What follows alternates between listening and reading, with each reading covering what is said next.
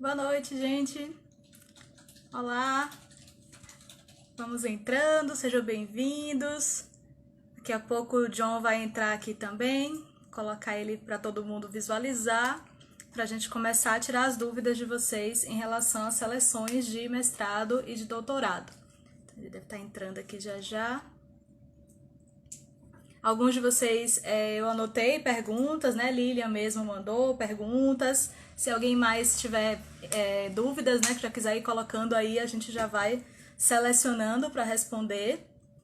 Eu tô só aguardando a entrada aqui de John.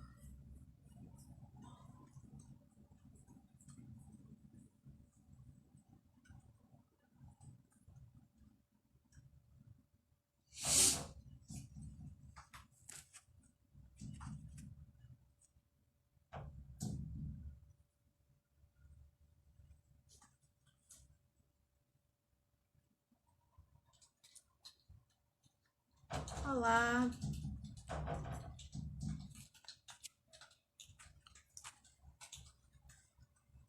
Ah, estamos aqui pontualmente, né? Começando às 8 horas, para a gente começar a tirar dúvidas de vocês. Enquanto o John deve estar entrando aí, acho que ele daqui a pouquinho vai aparecer aqui. E aí eu coloco a câmera para ele também. Mas dá as boas-vindas a vocês. Olha, John aí. Já vou mandar aqui o convite para ele. E aí a gente inicia.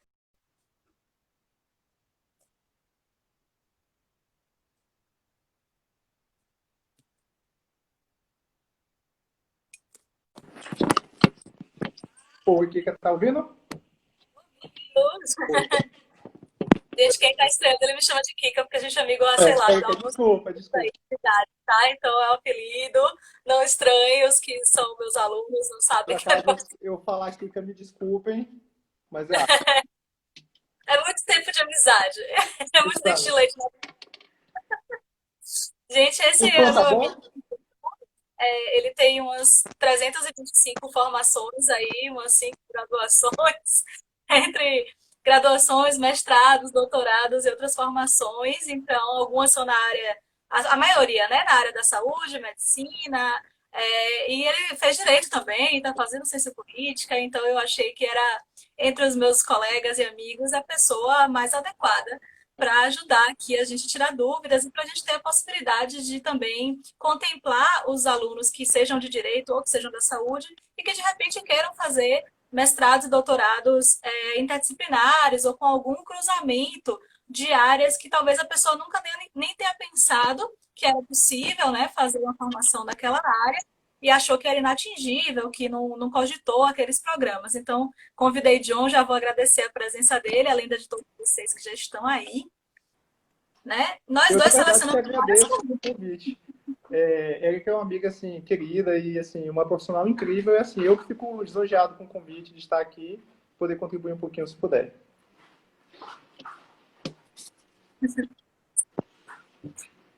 Bom, eu tenho algumas perguntas aqui que eu separei que vocês mandaram na caixinha de perguntas dos stories. E aí, quem tiver, à medida que a gente for comentando aqui, forem surgindo mais perguntas, vocês podem ir digitando aí. E aí a gente vai colocando aqui na ordem, né? Eu separei algumas, aí eu acho que dá para a gente fazer não pela ordem cronológica que eu recebi as perguntas, mas pela ordem lógica do processo de entrada no mestrado e no doutorado. O que que você acha, John? Tá, acho ótimo. Eu aproveito e, assim, recebi algumas perguntas também e a gente pode fazer uma mesclagem, assim, respondendo e tentando conciliar. Isso. Vamos começar então pela pergunta, deixa eu ver aqui, do Thalita. Thalita perguntou por onde começar. Ela quer entrar no mestrado, ela me falou, minha amiga também. Thalita é da área do marketing da publicidade. E aí ela agora começou a cogitar, a pensar como é que ela começa. Então, para quem está assim, completamente perdido, o que, é que você acha, João? Qual é um bom começo? Eu acho que o começar é justamente pensar em. Você precisa Cachorros pensar. animados na live. Tem alguns cachorros aqui, peço desculpa. Tranquilo, O que normal. você quer fazer? Eu acho que o pensamento. Voltou? Tá. Você Voltou. precisa pensar realmente o que você quer fazer, Thalita. Assim, qual é a área que você quer buscar dentro do programa de mestrado? quais são suas experiências, quais são suas expectativas, isso ajuda muito. Eu sempre digo que o aluno às vezes fica um pouco limitado em achar que você vai fazer um mestrado na complementação da sua graduação ou na mesma titulação. E às vezes existem outras áreas correlatas que você pode pensar em buscar. E aí eu aproveito e respondo uma das dúvidas que eu recebi aqui de uma colega da Juliana, que ela perguntou o seguinte. Ela fala que ela nunca fez iniciação científica, que a graduação dela, ela passou pela graduação sem essa oportunidade e que ela tem dúvidas em que entrar na graduação. E aí, já talvez complete um pouco da Thalita, eu acho que a iniciação científica da graduação funciona como esse tripé, aquele que a gente tanto ouve na graduação. Né? O ensino, pesquisa e extensão, e não deixar a graduação passar como se fosse apenas um processo. E ela não passou por nada disso, ela tem interesse numa das áreas dela, ela é assistente social, ela tem interesse em fazer um mestrado numa área que seja correlata, e foi que eu acho que o mais interessante primeiro, descobrir o que é que você quer fazer, o que é que você quer estudar, quais são os seus objetivos de pesquisa nesse período.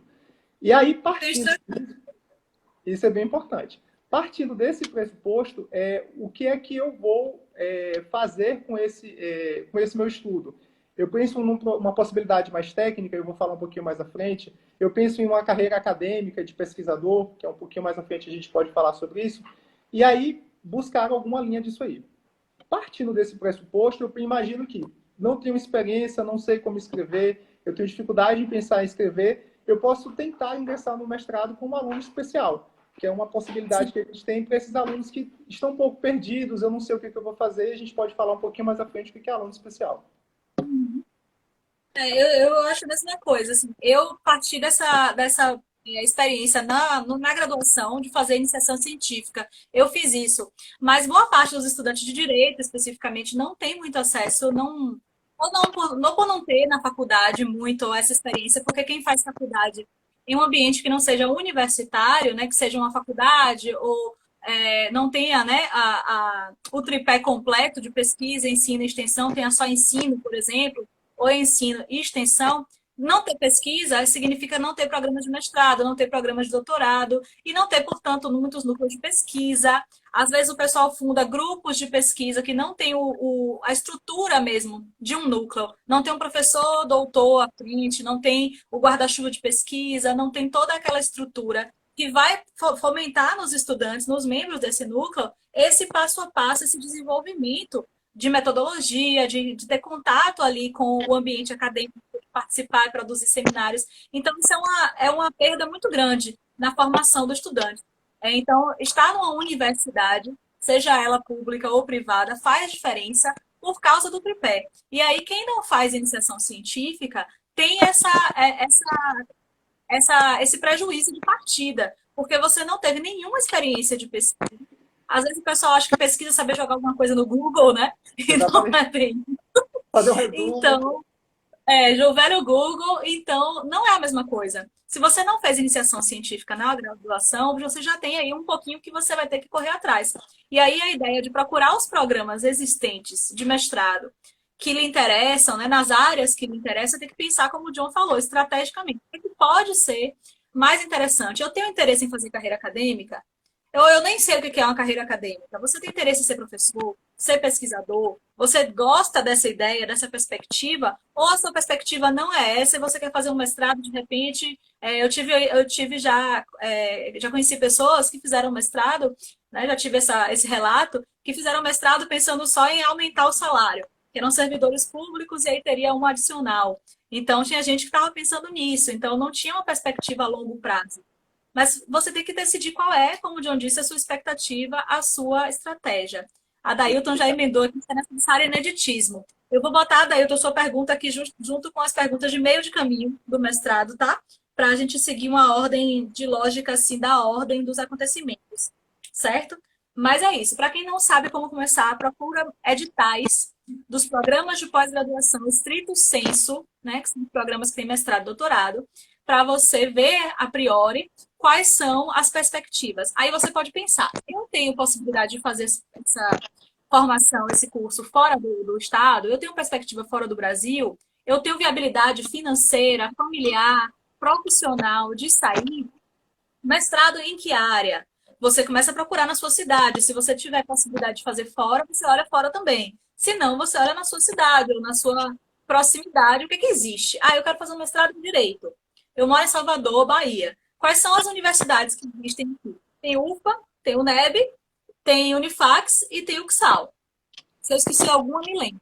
Aí você olha aí, dentro das 4, que tem, né, programa de direito, que tem curso de direito, quais tem programa de mestrado em direito. E aí você vai pegar o edital dos anos anteriores e ver o que é que precisa para você participar da seleção. Se você achar que você está muito perdido, não sabe o que é que vai pesquisar, nem ideia remota, é melhor fazer, como o João disse, um semestre ou 2 de aluno especial, em que você ainda não se submete à seleção desse programa, você se inscreve, normalmente não tem uma seleção complexa, é só uma carta de interesse, né? Uma carta de explicação de por que você quer fazer aquela matéria. E aí você vai pegando algumas matérias naquele mestrado, naquele programa, e aí você se... Eu fiz isso. Eu entrei num programa de Só um mestrado que detalhe era interessante do aluno terminar especial. e me ajudou. Muita gente não sabe o que é aluno especial. Eu até recebi uma pergunta sobre isso. Mas o que é? Consiste exatamente no que você falou. É você se inscrever no programa, nas disciplinas curriculares do programa de mestrado, sem necessidade de...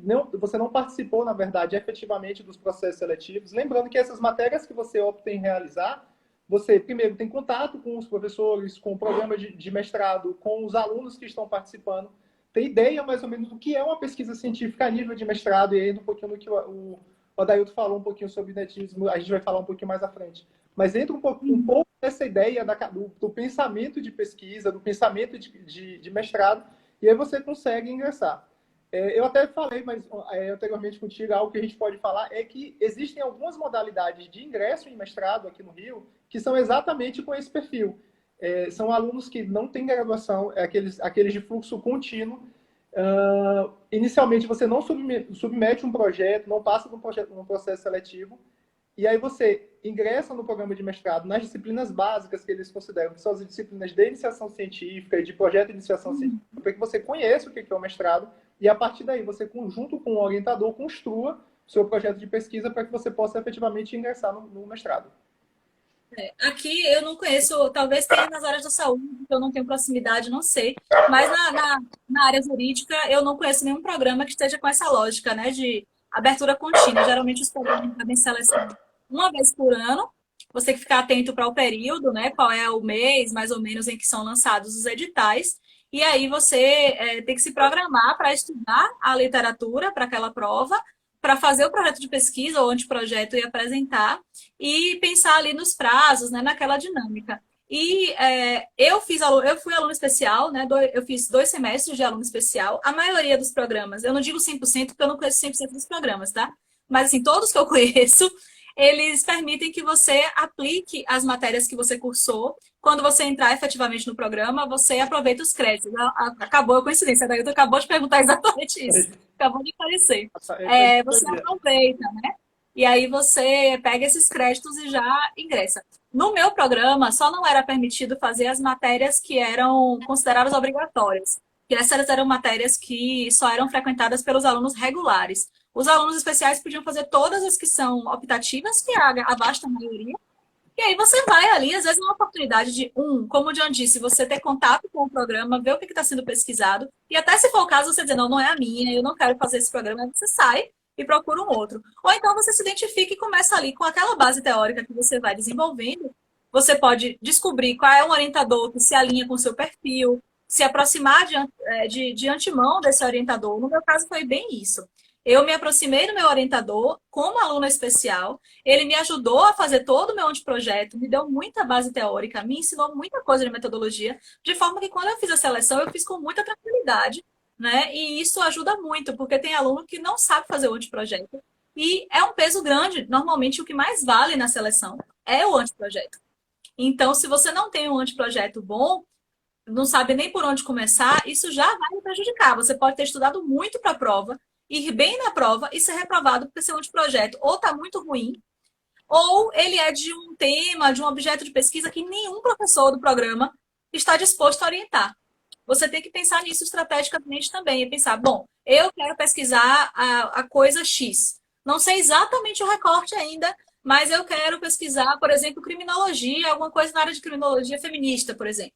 Bom, você tem que ver se no programa que você está aplicando existe alguém que pesquisa criminologia. dia, no mínimo. E que está Alguém que disposto a... pesquisa feminismo, sei lá, porque senão você não vai ter quem oriente. O projeto pode estar perfeito e ninguém vai querer lhe orientar. E uma coisa Diga, Ju. interessante, assim, eu passei no meu mestrado já tem um bom tempo, né? Já tem, a Erika sabe disso, mas assim, eu passei por um processo que era bem tradicional e assim, para quem não conhece, era mais ou menos assim. A gente tinha que apresentar esse anteprojeto ou projeto inicial, que não necessariamente foi o projeto que eu desenvolvi. Existiram alguns percursos de mudança, justamente porque eu previamente não tinha contato com o meu orientador, eu fui bem inexperiente do ponto de vista de mestrado, eu fiz iniciação científica na graduação, e aí eu tinha um objetivo muito real do que eu ia desenvolver, mas assim, a viabilidade do meu projeto não ficou interessante. E aí meu orientador, assim, durante os 6 primeiros meses, falou, vamos mudar um pouco isso aí. E isso acontece muito, porque eu passei num processo que tinha uma prova teórica, eu tinha que apresentar um anteprojeto, a prova teórica antigamente consistia em conhecimentos da área que você está ingressando no mestrado, que era uma coisa muito ampla. E na minha época a gente tinha 10 artigos que a gente tinha que ler e desses 10 artigos eles fizeram 10 questões. Era muito tradicional. Então era um modelo muito chato que ainda existe. A gente sabe que ainda existe esse modelo. A O proficiência... meu foi basicamente isso também. Não eram nem 10 artigos, eram alguns artigos e alguns livros inteiros. É, Ou pedaços de livros. Só que no meu caso era assim: articule tudo. Beijos. exatamente. Era a única pergunta. Exatamente. E aí, Não, assim, não é só resumir, é resuma e conecte. Essa galera toda aí. a proficiência de língua estrangeira que na Unirio para o mestrado é optativa entre inglês ou francês. Tá? Algumas universidades têm isso, em optar no mestrado, você opta por uma língua estrangeira. E E aí, algumas aceitam espanhol e algumas não. Então você tem que então, olhar o edital. Porque tem gente que se fia no portunhol ali e exatamente. nem toda universidade aceita espanhol, viu, Aqui gente? no Fiquem Rio, aqui no Rio, as universidades mais tradicionais, as mais antigas, não têm espanhol no programa. Mestrado, ou tem inglês, francês, algumas têm até alemão, mas não tem espanhol. às E vezes até o meu programa, e aliás, o meu programa e o programa próximo, né, do programa de família da Católica também, aceitavam italiano. Eu não sei se estão aceitando ainda, né? Porque já tem um tempo que eu. Aqui no Rio, assim, na área de saúde, nas de humanas que eu pesquisei, eu não achei italiano. Achei, como eu falei, achei até É alemão. porque tinha um professor italiano. Devia ter, exatamente, devia ter essa. É isso. Mas, assim, então muita gente se enfiou e falou assim: a prova é muito fácil. E às vezes, lembrar que a prova de língua estrangeira, na maioria das instituições, ela não tem caráter eliminatório, ela tem caráter classificatório. E, além disso, o classificatório é bem interessante, porque, assim, durante um ano, nesse primeiro ano, você tem que refazer essa prova e tem que ser aprovado. No céu tinha isso, aqui não tem isso, não. Caso você ficasse bem pontuado. E a gente ainda tinha uma entrevista. E nessa entrevista era bem interessante. Porque a maioria das universidades do Rio de Janeiro ainda tem esse modelo de entrevista. Aqui também. Que você, na verdade, assim, eles olham postura, se você realmente conhece o seu projeto, existe uma realidade muito grande das pessoas comprarem projetos. Né? A gente sabe Sim. que desde a graduação. Então, assim, realmente, o que te interessou, o que te motivou? Então, a entrevista era muito... Às vezes perguntavam aspectos de sua vida que você falava o que isso tem a ver com a minha entrevista. Mas era exatamente isso. E depois você descobre que o objetivo é conhecer, de fato, Saber se você tem tempo. Se Isso, você tem assim, tempo para dar conta. por exemplo, na área de saúde, né, assim como na área jurídica, os profissionais não têm tempo. E eles falam, você vai ter tempo realmente de concluir esse mestrado em 2 anos? Principalmente quando você faz um anteprojeto que parece que você quer falar desde os primeiros seres humanos na Terra até hoje. Então, essa delimitação de tempo, espaço e viabilidade do seu projeto. Fala assim, eu quero pesquisar, por exemplo, sei lá, sobre feminicídio no mundo todo. Então, assim, que base você tem para isso, né? Eu fiz um exemplo, puxando um pouquinho para o direito. Que base você tem para isso? O que você vai utilizar de ferramentas? Então, assim, às vezes essa da enxugar um pouquinho o projeto te ajuda, inclusive, nesse processo de seleção que é a entrevista. Inclusive, assim, para botar na ordem, a ordem geral, assim, alguns editais vão variar um pouco, tá? Mas as seleções em geral, do mundo todo, elas têm alguma composição de prova, de mestrado, tá? De mestrado. Prova teórica, que eles normalmente no edital lhe indicam um monte de coisa para você ler, e aí você se vire para achar, baixar, comprar, tirar xerox. Boa parte dos programas deixa na xerox essas indicações. Às vezes tem uma pastinha lá na xerox do moço que está do lado da faculdade, né? E aí você consegue pegar os textos. Isso, na época que eu fiz, era assim, tipo, pasta lá. Hoje você acha muita coisa na internet, os PDFs e tal, tem programas que o pessoal se preocupa já em colocar os links para você conseguir acessar os textos. E aí, o que é que eu recomendo de estratégia para a prova teórica? Leia todos. Leia todos e leia com especial atenção se alguns desses textos sinalizados ali forem de autoria de professores do programa. Porque a chance dos caras puxarem a sardinha pro lado deles é altíssima. Então, se tiver texto do professor que é do programa, mesmo que não for exatamente a linha que você está pensando em entrar e tudo mais, leia, tenha, se organize para dar conta do edital, para você dominar ali e saber. E no caso de prova de mestrado, eu recomendo que você saiba associar o nome à ideia, viu? Que você diga, que saiba quem foi que disse o quê. Geralmente é uma lista de indicações que é viável de você ler no prazo, né, até a prova. Né? Não é nada assim, ah, meu Deus, eu tenho que ler agora todos os livros de 500 páginas. Não, normalmente não é isso. Às vezes acontece, mas não é o regular, o esperado.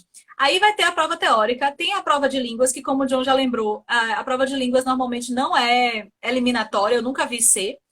E tem faculdades que fazem te dão um texto, por exemplo, você escolheu inglês ou só pode inglês. Aí vai vir um texto em inglês, um texto científico, tá? Não vai ser texto de blog, não vai ser texto diálogo do cursinho de inglês, vai ser um texto científico. Então, se você sabe inglês, mas não sabe o jargão da sua profissão, da sua área em inglês, é bom você estudar o jargão. Nem toda a seleção admite que você use dicionário. Algumas admitem, algumas não. A minha admitia. Eu já vi seleção que admitia só se o dicionário fosse, por exemplo, inglês-inglês, né? Tinha que ser, não podia ser inglês-português, tinha que ser inglês-inglês. Então, não deixe de ler o edital para você saber exatamente o que você espera. Na minha prova, era um texto em inglês para traduzir. Tradução simples, direta. Tem provas que exigem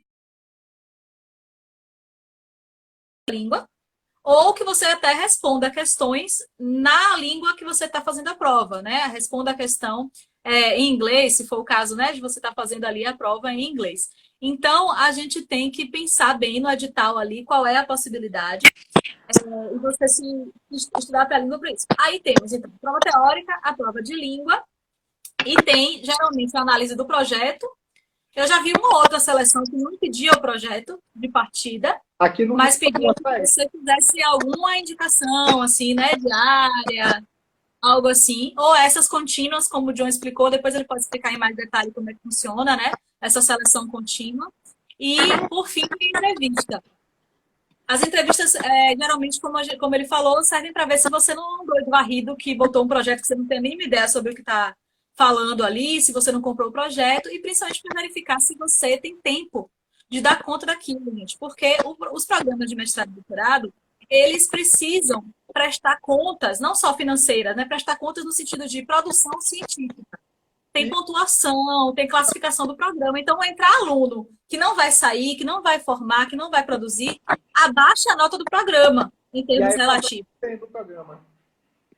É. Então, os professores, geralmente os coordenadores, eles estão bem pressionados para poder manter a nota do programa e subir a nota do programa.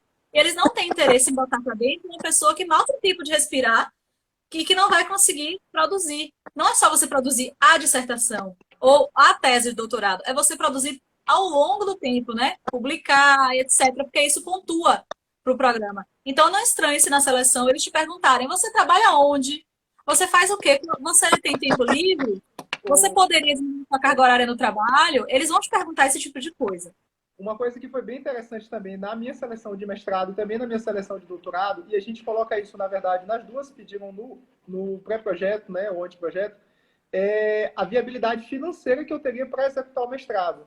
Porque sempre você tem financiamento. Eu sei que é uma pergunta que vai ter posteriormente, mas assim, as universidades aqui no Rio, elas têm essa característica de perguntar qual a viabilidade do seu projeto sem financiamento.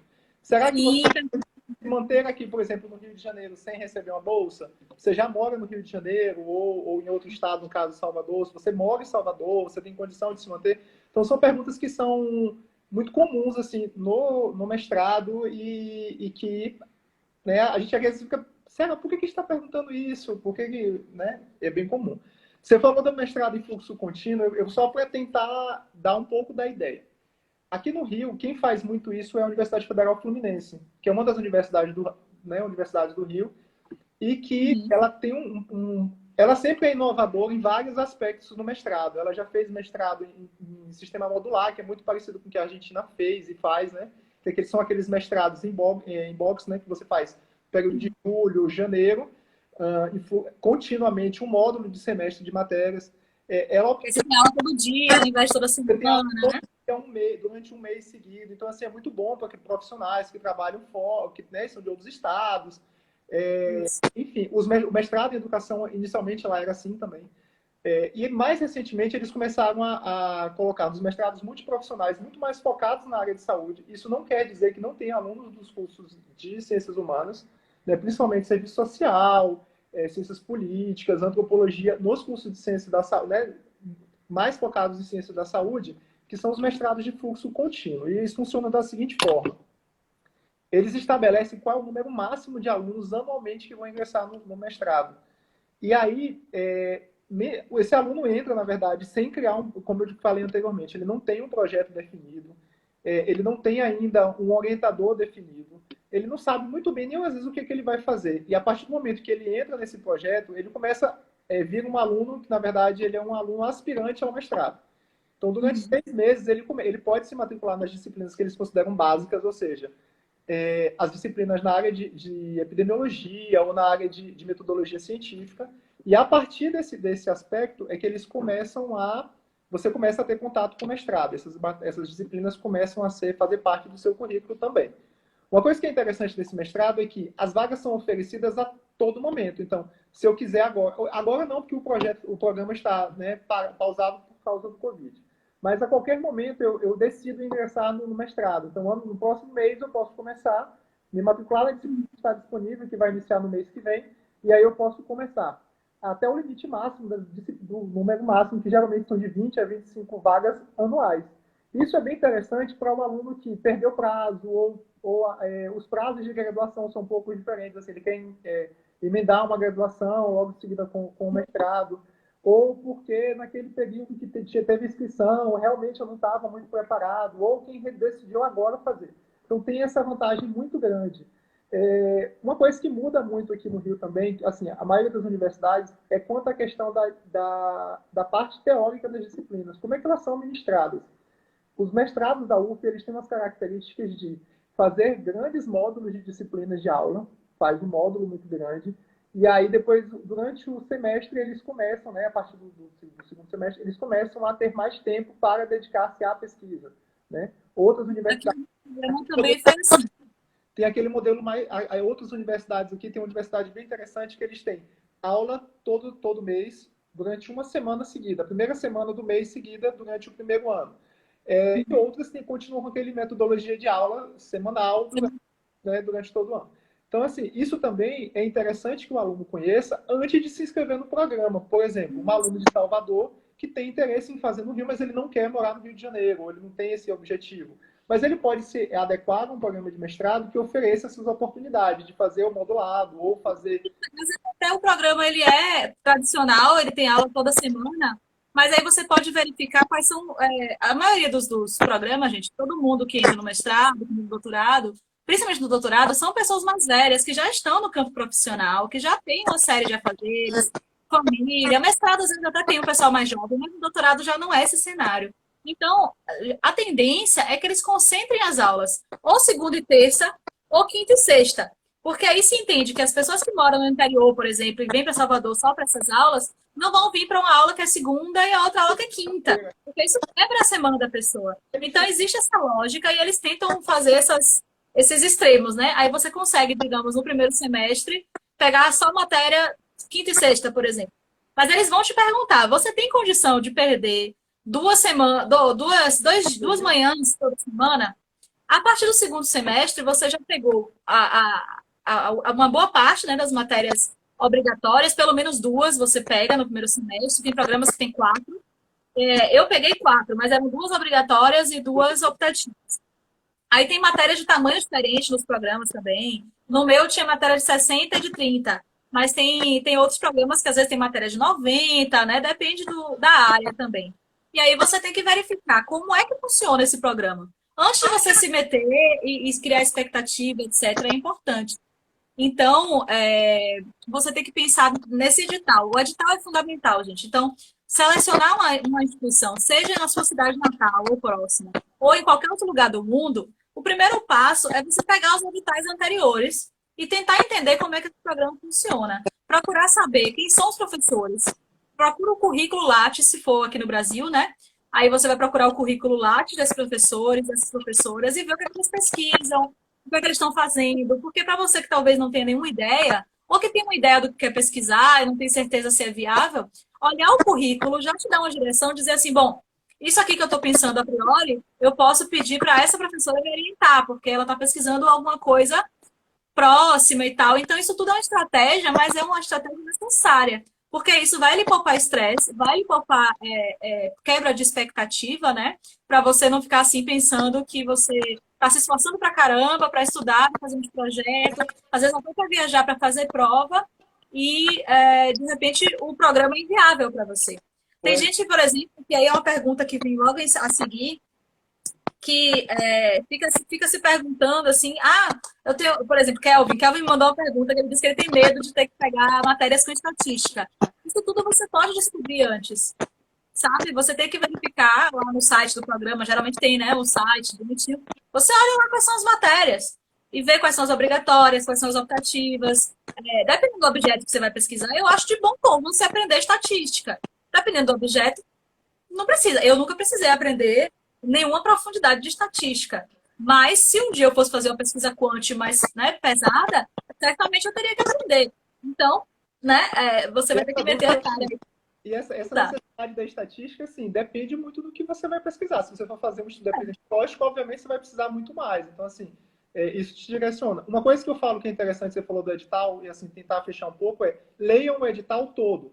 No final do edital, realmente tem as linhas, tem lá linhas de pesquisa que o programa oferece.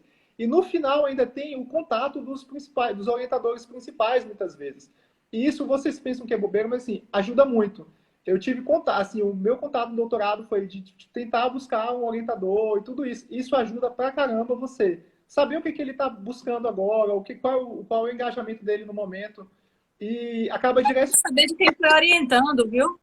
Converse com quem foi orientando, para você não cair em esparro. Tem professor que é muito famoso e que é Exato. uma porcaria como orientador. Não responde e-mail, finge que não lhe conhece no corredor, não lê o trabalho. As Fuja, pessoas viu? Para tudo saber. por que, que eu falei isso? Porque você falou assim, olha no Lattes, mas assim, o Lattes, às vezes, do professor é maravilhoso, assim, aquela coisa grandiosa, mas às vezes a didática não é tão boa. Então, assim, acaba que isso prejudica um pouco na hora dessa orientação, principalmente quem está muito perdido e não sabe muito para onde ir, né? A tendência, inclusive no direito, a tendência é muito grande de se procurar nomes famosos. Né? Professores que são famosos na área e tal. Eu acho que tá dando, John, um eco aí. Será que tá ligado no de Caio, de repente? Não sei. Eu tô Não, ouvindo minha voz às vezes. não, só aqui. Melhorou? Então, aí, acho que, não sei, talvez seja a internet mesmo. Muita gente do direito procura o professor por ser famoso. E aí acha que não, vai ser muita ajuda na minha carreira, porque ele é famoso, ele vai me colocar em lugares. E acaba se colocando, às vezes, em situações muito constrangedoras e muito complicadas, mesmo profissionalmente, sabe? Porque não necessariamente o professor que é famoso por qualquer razão, seja ele máximo de competência ou sei lá o quê, não necessariamente o professor famoso ele é um bom orientador. Ele pode, inclusive, ser um bom professor em sala de aula, passar muito bem, ter didática e não ser um bom orientador. E vice-versa. Às vezes ele é um professor que você não gosta em sala de aula, que você não consegue, né, se dar bem ali com aquela forma de abordagem, mas como orientador, responde e-mail, mesmo discordando de você, ele respeita, não lhe humilha, não lhe coloca em situação de exploração, porque tem casos que a gente ouve falar em todas as áreas, tá? Aqui eu estou falando de todas as áreas. De orientador que explora o estudante, explora o orientando, bota o orientando para corrigir prova dele, bota o orientando para escrever, e depois pega o material que o orientando escreveu e publica sem o nome do orientando. Tem de tudo aí. Tem gente que promete cargo. E diz assim, olha, eu vou lhe dar um emprego no lugar tal, vou lhe dar um cargo aqui no meu lugar, não sei o quê, se você escrever esse negocinho aqui para mim. Então fiquem atentos, viu? Procurem saber qual é o histórico destas criaturas como orientadores. A gente brincava que existe muito na área, aqui a chamada biopirataria de projetos, né? Então, assim, você faz todo um projeto, você escreve bonitinho, apresenta ao seu orientador na expectativa de que ele vai te dar uma orientação e ele publica. E aí você fica uma saia justa, porque eu vou denunciar o meu orientador que publicou meu trabalho, enfim. Mas isso é É, importante, você falou é interessante, assim, a vantagem de fazer com um aluno especial muitas vezes é essa, porque você tem é. contato com os que estão com aquele orientador e fala, olha, eu passei por isso, eu achei tal situação que não foi tão agradável. Então te ajuda um pouco também a pensar no seu orientador. Exato. E, gente, uma coisa, Bruno perguntou aqui mais cedo, quando é que se escolhe o orientador? Se escolhe esse orientador antes da seleção ou depois. A maioria dos programas que eu conheço, você só vai ter esse encaixe de orientação depois da seleção feita. Às vezes passa até 6 meses sem você nem saber. Vitor, mesmo que eu não sei se está aqui online agora, foi me orientando na graduação, ele está fazendo mestrado em Lisboa. No programa em que ele está, ele só vai saber quem é o orientador e entrar em contato com o orientador depois de 6 meses. No meu programa, demorou uns 2, 3 meses para sair a lista, só que eu já tinha conversado com o meu orientador desde que eu era aluna especial e ele já sabia, ele já tinha informado que eu era dele, né? Tipo assim, essa daqui é minha. O resto vamos ver aí pelo projeto. Os professores fazem isso normalmente. Eu fui membro do colegiado, tanto no mestrado quanto no doutorado, que eu era representante dos alunos, né? Então eu vi várias dessas reuniões de seleção, de como é que fazem esses matches, né? De orientador orientando. Eu odeio dar essa notícia para vocês, mas normalmente a sua vontade não é muito relevante. A não ser que você, de fato, já tenha conversado com esse professor e ele concorde. Mas não é você que escolhe. No máximo, você vai marcar num papel, se tem alguns editais que dão um formulário, e aí você ali diz, né, qual é a sua preferência. Às vezes pedem duas escolhas, aí você bota lá os dois professores que você acha que tem mais a ver. Mas não é você que escolhe, não, viu, amores?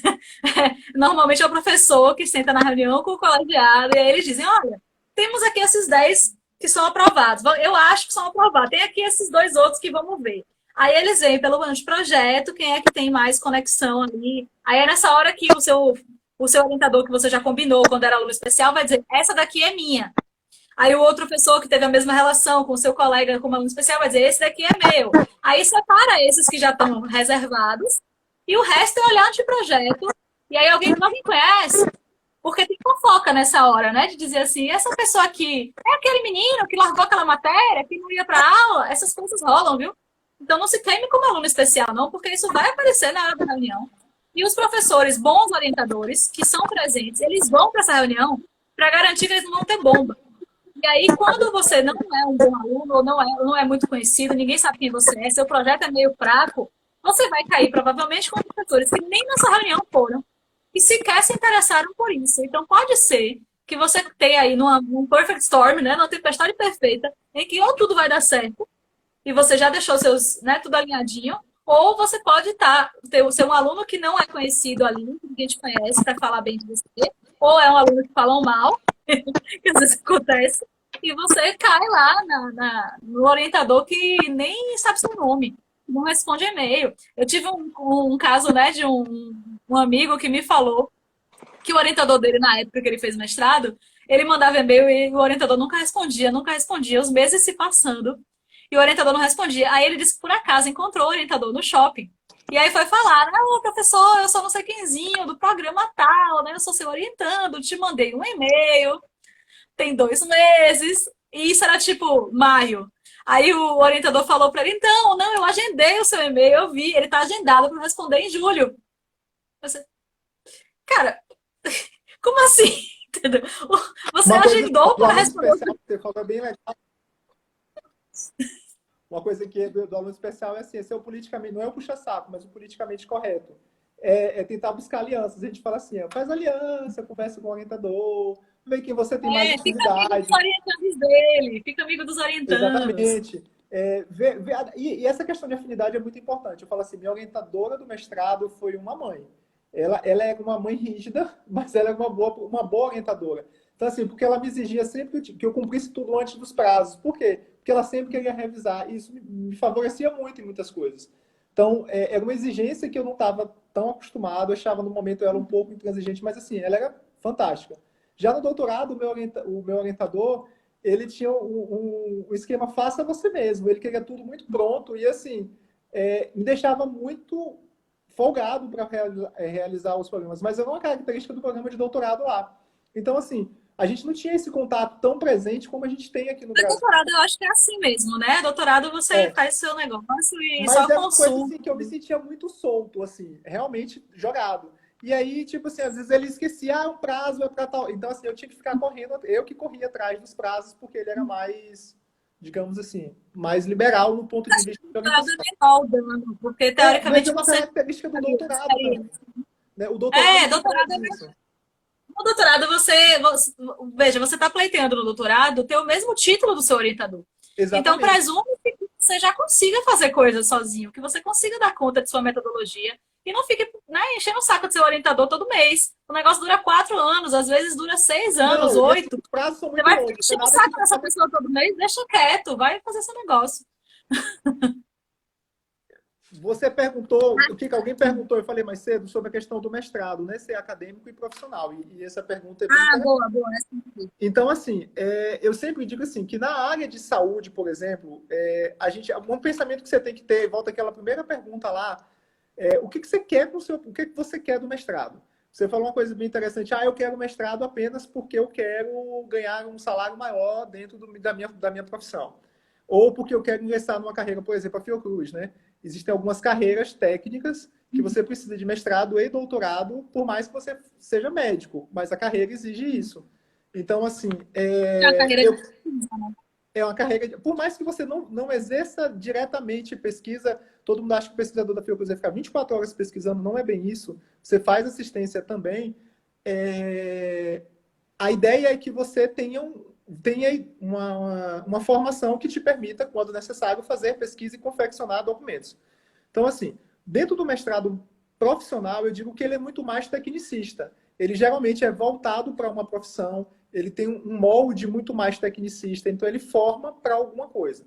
Não quer dizer que Quem quem faz fez. essa intervenção, para quem é de sociais e humanas, o resultado acaba sendo um projeto de intervenção, uma Exatamente. ação que você vai conduzir, né? Não é um texto teórico meramente ou uma pesquisa que vai resultar numa dissertação, O, simplesmente, né? Vai resultar é, num projeto, outra o coisa.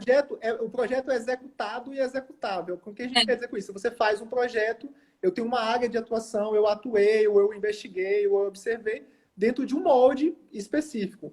Então, com isso, ele acaba tendo uma finalidade muito mais profissional, muitas vezes, não quer dizer que não tenha validade acadêmica.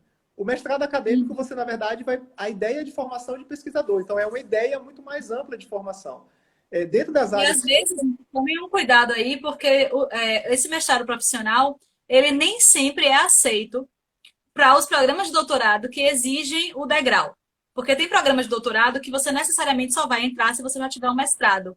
Aí alguns aceitam o mestrado profissional e o acadêmico, e alguns só aceitam o acadêmico. Tem programas de doutorado que aceitam uma entrada de alunos que não fizeram mestrado, mas aí tem todo um processo de rigidez para que você entre como se fosse o doutorando que ainda vai ter que meio que Vai passar fazer pela etapa do mestrado no meio do doutorado. Aí tem programa que chega a lhe dar o título de mestrado no meio, né? Você faz tem a uns que nem tem o qualificação, título, né? porque você não tem o título. Aí no Brasil eu acho perigoso, assim. Primeiro, eu acho perigoso porque você está tentando talvez acelerar demais um processo e que talvez você não tenha maturidade científica pulando essas etapas. O mestrado ele é importante, tem muita coisa que você não sabe metodologicamente. Você não nasceu sabendo, metodologia não é intuitivo, não é sempre intuitivo.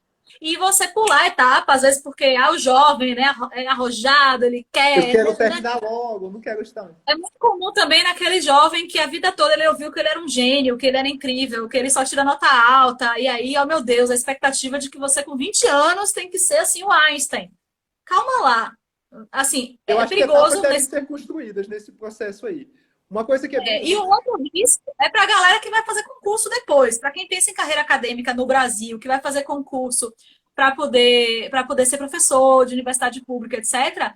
Cada título que você tem pontua no edital. Se você só tem o doutorado, você vai pontuar menos do que quem tem o mestrado e o doutorado. Então pensem em tudo isso. Uma coisa que é Alberto está perguntando interessante, como pode até digitar aqui, Alberto. Pode digitar aqui, não tem problema.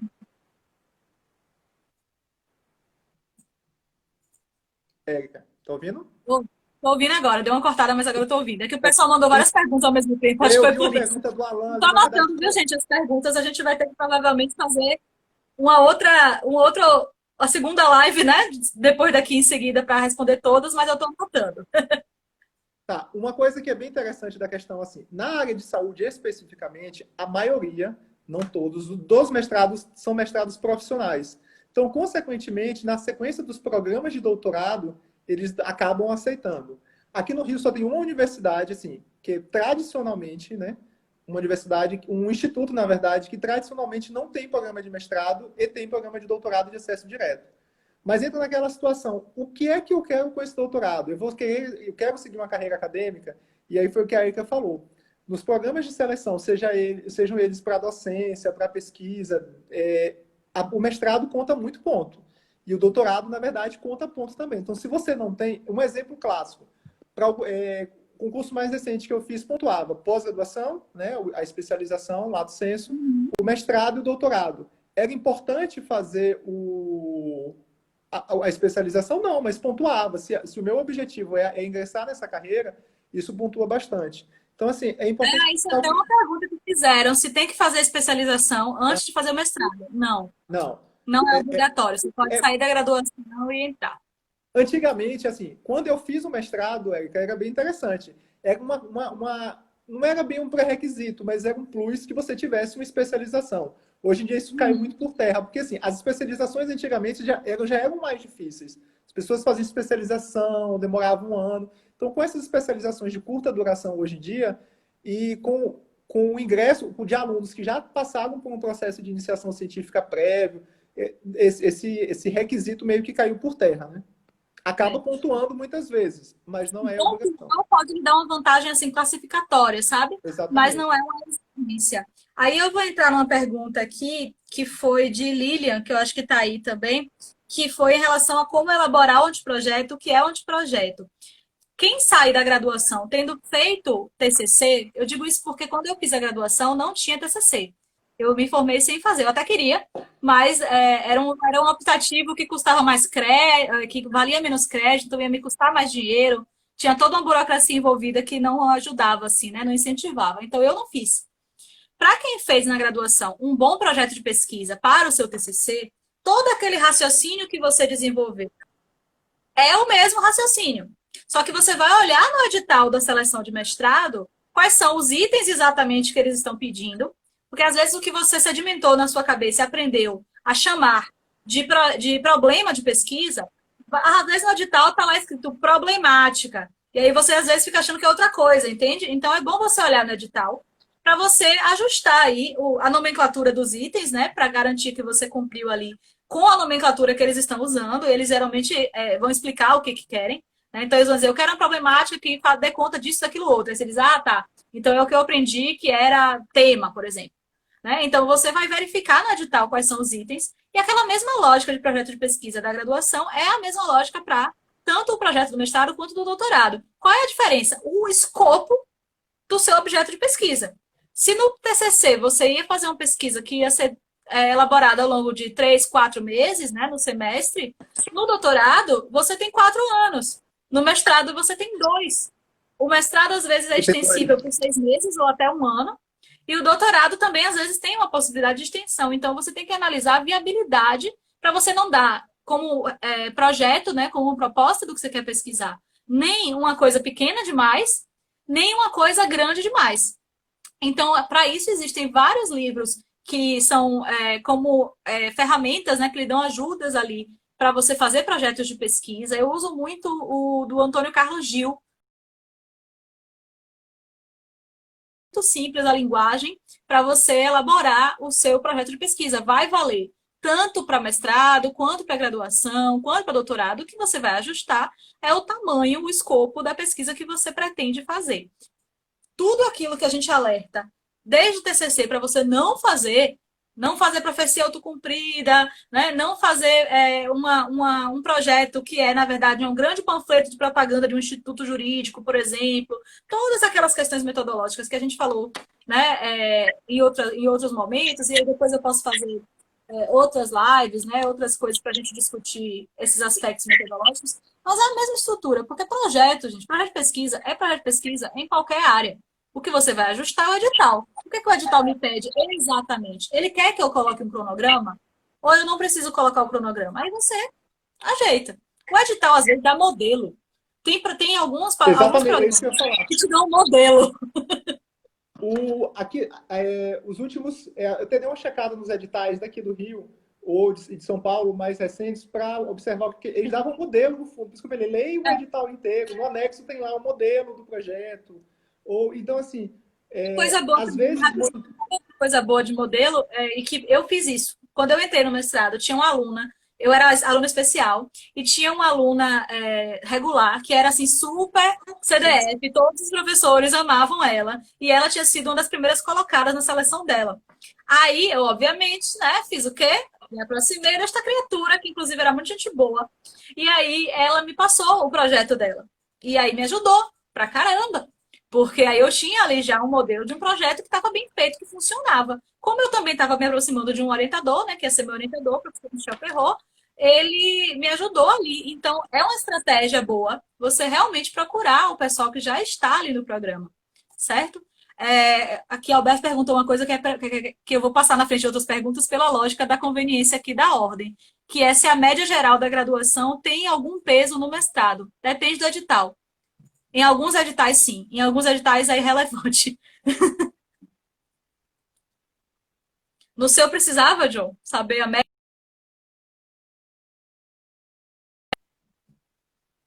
Acho que John caiu, gente. Mas é isso. Alguns editais eu já vi que pedem realmente você sinalizar, botar. Porque você vai colocar normalmente nos documentos de inscrição, sempre pedem o histórico, o diploma, etc, etc. Então, assim, eles têm acesso. Que peso eles vão atribuir? Se esse peso é formal, está no edital ou não, aí você vai ter que olhar no edital. Então, Sinceridade, nos últimos editais não tem peso. Isso é bem interessante. eu de Da mestrado que eu me lembro graduação, da não tem graduação. não. Mas assim, sabe o que que pesa? Aí, real, pesa Iniciação bastante. científica. Tem iniciação científica? Tem É, publicação? isso Aí pesa. pesa. No Não a mestrado, média. menos. No mestrado pesa menos porque as pessoas são mais jovens, estão começando ainda nessa parte acadêmica. Então, se você tiver uma publicação, é tipo, uau, é um bônus. É um Mas não bônus. Do doutorado, no é, doutorado, meu amigo, é capaz de você não entrar se você não tiver publicação. Se mas no você tiver mestrado a pouca coisa não foi assim. publicação, porque às vezes a pessoa vai fazer doutorado e tem muito tempo que ela terminou o mestrado. Digamos, você vai procurar, você fez o seu mestrado, terminou em 2010 e você está tentando agora entrar no doutorado, 10 anos depois. Vão olhar seu currículo Lattes e E aí, eles pedem as publicações, pelo menos aqui no Rio, tá? As publicações dos últimos 5 anos para o doutorado. Então, assim, normalmente no mestrado, uma coisa que é interessante é muito plus essa questão de iniciação científica e publicação, mas assim, aumenta muito a sua pontuação no baremo, né? muito. E mesmo se Então, não acho que for no vale barema, se não tiver assim um critério formal de pontuação, muito a pena pensar isso, quem está na vale na graduação. moral, assim, Precisa sabe? falar, Eles vão poxa, te eu dar moral. preciso tentar publicar coisa, mas assim, Até, acho que John tá caindo. e aí assim, é o nível de publicação que você tem. John, eu não tô te ouvindo direito, acho que travou o seu. Veja aí, se... Eu acho que o que ele está querendo dizer é que as publicações, elas são extremamente importantes. Até a sua entrada no doutorado, é bom você tentar publicar e não vai ser muito problemático se você não tiver publicações em revistas A1, Então, A2. Diga aí, veja aí, John, se agora você consegue explicar o que você ia falar. a questão da iniciativa, eu falei que não adianta você publicar qualquer coisa, falar, vou publicar agora tudo. Não. É uma publicação relevante. E Isso. Se é A1, A2, era isso que eu estava falando. assim, nas apresentações de trabalho científico, no meu caso, contou muito ponto. Mas também, assim, que congresso você apresentou, que tipo de trabalho você apresentou. Então, assim, isso conta bastante ponto, eu acho, que para a seleção do mestrado, né? Se a gente for pensar desse jeito. Aí, algumas pessoas falando que travou, não sei se eu ou John, quem é que tá travando, gente? Expliquem aí. Mas, é basicamente assim, tentem publicar em revista certo? Revista acadêmica. Como é que você vai descobrir se a revista é acadêmica? Você vai entrar no site Qualis com I mesmo, Qualis Periódicos, e você vai ver a lista lá de revistas. Aí você procura, né, pelas palavras-chave, sua área. E aí a qualificação das revistas científicas, está ali. Se a revista que você pensou em publicar não está ali, eu recomendo que você não submeta, de preferência. Porque ela tem que ter pelo menos uma nota C, sabe? Para você ter uma relevância no peso. A Alan até perguntou, vale mais a quantidade ou a relevância? A É um relevância. misto dos dois. Quanto mais relevante, mais pesa. Os baremas geralmente dizem assim, publicação em revista Qualis A1, que é o top, né? É o melhor tipo de revista. Vale, Outros. digamos, 3 pontos. Qualificação, revista B, B1 e B2, vale 2. E aí vai caindo. Então, se você tiver uma quantidade imensa de publicação de baixa qualidade, vai somar os pontinho, pontinho, pontinho.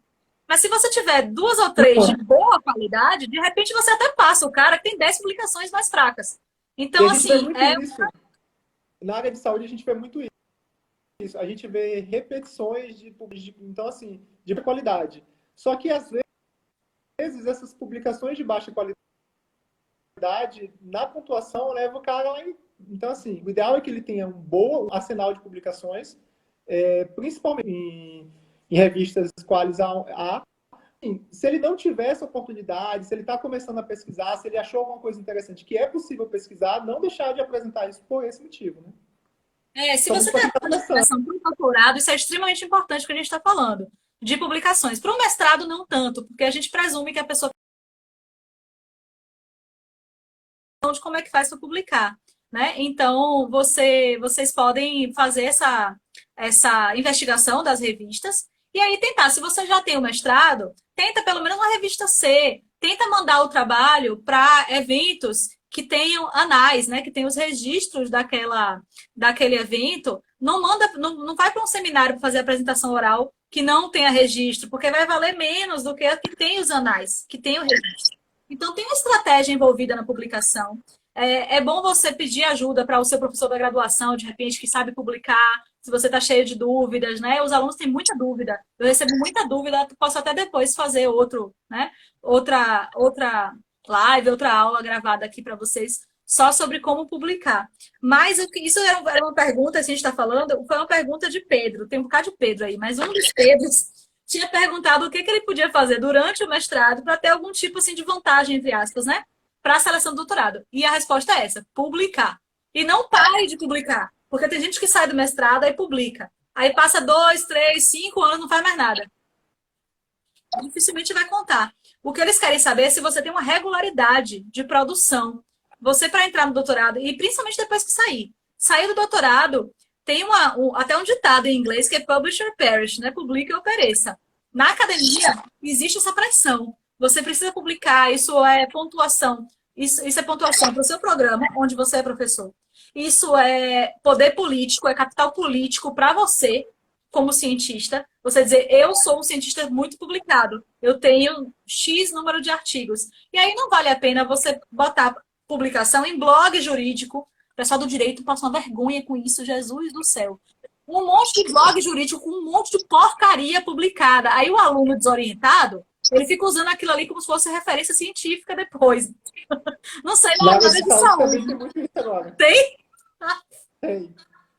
Blogs médicos. Gente, é triste, é triste. Não bote seus textos em blog jurídico. Inclusive, eu pessoalmente já vi os professores rindo nas costas de pessoas, né, de colegas, professores e de alunos que estão mandando texto para essas porcarias desses blogs. Não mandem. Ah, mas Lane Streck publicou num desses blogs jurídicos. Mas Lane Streck é outra categoria, porque o nome dele já está feito. Pode ser. Você que é Não é o jovem, caso coração, da não gente. passa não. Ninguém te conhece. Você é ninguém na fila do pão. Né? No dia que você for Lane Streck, que você for Mary Garcia Castro, você faz um blog só Pode fazer seu. o que você quiser. A gente vai cair daqui a alguns segundos, a gente vai voltar, tá? Só para vocês não se perderem aí. Mas essa é a dica, assim, em relação à entrada em doutorado e mestrado. Quanto mais você conseguir publicar e mostrar sua regularidade, melhor. Se você não conseguir publicar, no mestrado não é um problema tão grande, Mas para o doutorado, você pode cair várias posições. Uma próxima pergunta que eu acho que é importante a gente entrar agora é a pergunta de Grazi, que perguntou como faz para saber se o título de outro país, né? Você fizer o mestrado ou doutorado em outro país, se esse título é válido no Brasil. Isso é uma pergunta importante, porque muitas pessoas têm essa perspectiva de tentar fazer o mestrado ou o doutorado fora do Brasil, né? Tem esse plano de vida de fazer isso. Você deve, antes de pensar e começar esse processo, de se preparar para essa seleção, de estudar e fazer o projeto, antes disso, procure saber se existe vínculo, né, se existe uma conexão entre a universidade que você está mirando e alguma universidade pública brasileira. Por exemplo, eu quero fazer como o Pedro Ponciano, que eu não sei se voltou aí, mas que estava na outra. Pedro pensa em fazer o mestrado na Universidade de Salamanca, na Espanha. A Universidade de Salamanca tem algum vínculo, tem já uma parceria, tem um reconhecimento, um trabalho conexo com a UFBA, por exemplo, ou com a UFRJ, ou com a UFMG. Existe alguma universidade federal, alguma universidade pública que já tenha conexão com a universidade onde você está pretendendo fazer o seu curso? Se sim, alegria, maravilha, vá fundo. Porque quando você voltar, você vai trazer o título, né, seu histórico e tudo, e vai nessa universidade que já tem o vínculo e faz ali o procedimento de validação do título. Mas se você sair e na volta é que você vai ver pensar isso daí, pode ser que você tenha anos de labuta em relação a isso. Aliás, John, eu acho que é o caso mais emblemático que eu conheço de alguém que sofreu por causa disso. Conte aí um pouquinho. Então, eu fui, na verdade, assim, na contramão, resolvi fazer um doutorado fora, e numa época que existia um centro brasileiro de pesquisas, né, dentro da Universidade de Oxford. E era interessante porque o processo era bem diferente de tudo que tinha aqui na época. Você submetia, você, na verdade, fazia uma carta de indicação, financiadas para áreas no Brasil, aí eu resolvi fazer. Mas eu penei muito durante muito tempo para validar, porque assim, por mais que a Universidade de Oxford é internacionalmente reconhecida, eu tinha uma dificuldade grande em o meu doutorado existir num programa semelhante no Brasil. E isso foi uma característica que a gente tem que pensar. Às vezes não é a universidade ser reconhecida apenas, é o programa de doutorado que você está executando ter uma similaridade no país que você quer voltar, que era o meu caso. Então é muito comum, então assim, dependeu um pouquinho, depois eu consegui. Anos e anos e anos sem reconhecer, não foi? Exatamente, foi, uns 2 anos. E aí, depois, para reconhecer, assim, eu tive que aí entrar em contato, cursei disciplinas depois no doutorado aqui no Brasil, na Universidade Federal, né?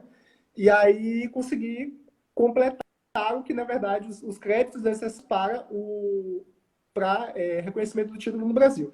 Então, uma característica que eu sempre falo muito isso, e hoje eu me preocupo assim, pensar nisso que você pensou na época que eu não pensei. Eu falei assim, até porque inicialmente eu não tinha uma ideia de uma carreira acadêmica, né? Não era o meu pensamento inicial quando eu resolvi fazer o doutorado. Então, quando eu tive a ideia de ter uma carreira acadêmica, eu falei, poxa, por que eu não pensei nisso antes? Eu poderia ter escolhido outro programa de doutorado que tivesse um enfoque muito mais próximo do que eu queria. Fazer sanduíche, né? Oi? De repente você podia ter feito sanduíche. Exatamente. Gente, sanduíche não é O do McDonald's, viu? Pra galera que tá o pensando, sanduíche, quem não sabe, já me perguntaram isso também, o que é doutorado sanduíche. O doutorado sanduíche nada mais é do que você fazer um período do seu doutorado numa instituição estrangeira. Mas só um pouquinho da questão do doutorado, o que eu me preocupo muito hoje são as pessoas que falam assim, eu vou fazer um doutorado em um país, não criticando os programas de doutorado, mas assim, vou fazer um doutorado na Argentina. Eu acho que é o mais comum aqui, principalmente na área de direito e principalmente na área de medicina. O que acontece? A maioria das universidades tem modelos e créditos necessários para a conclusão do mestrado e doutorado que diferem completamente dos modelos brasileiros. Então, você precisa do mínimo de créditos e do mínimo de tempo para você cumprir essa carga horária. É o que às vezes impede o pessoal que... Então, o que aconteceu comigo? Eu tinha uma quantidade de créditos para a conclusão do doutorado que era inferior ao programa nacional. Então, por isso que eu tive que fazer essas disciplinas depois curriculares aqui. Então, isso é um pensamento que você tem que ter. A universidade que e é uma coisa boba. É só você olhar, inclusive, a quantidade de créditos que as universidades oferecem lá e a quantidade de créditos que oferecem aqui. E aí você vai ver que há uma disparidade muito grande. Tem programas de mestrado na Argentina com créditos de 420 horas, que é inferior, muitas vezes, a um Não programa pode de relação especialização. à ciência. É um programa de especialização no país. Então, assim, vale a pena o investimento, o gasto, o deslocamento para fazer uma instituição, para ter apenas o título? Eu acho que isso é importante de se pensar também. Vi já, eu não sei se isso é assim o tipo de crítica que muitas universidades na América Latina vão fazer. Mas eu vi de alguns professores que são de outros países da América Latina que eles perceberam que os brasileiros são um filão, assim, um nicho no mercado.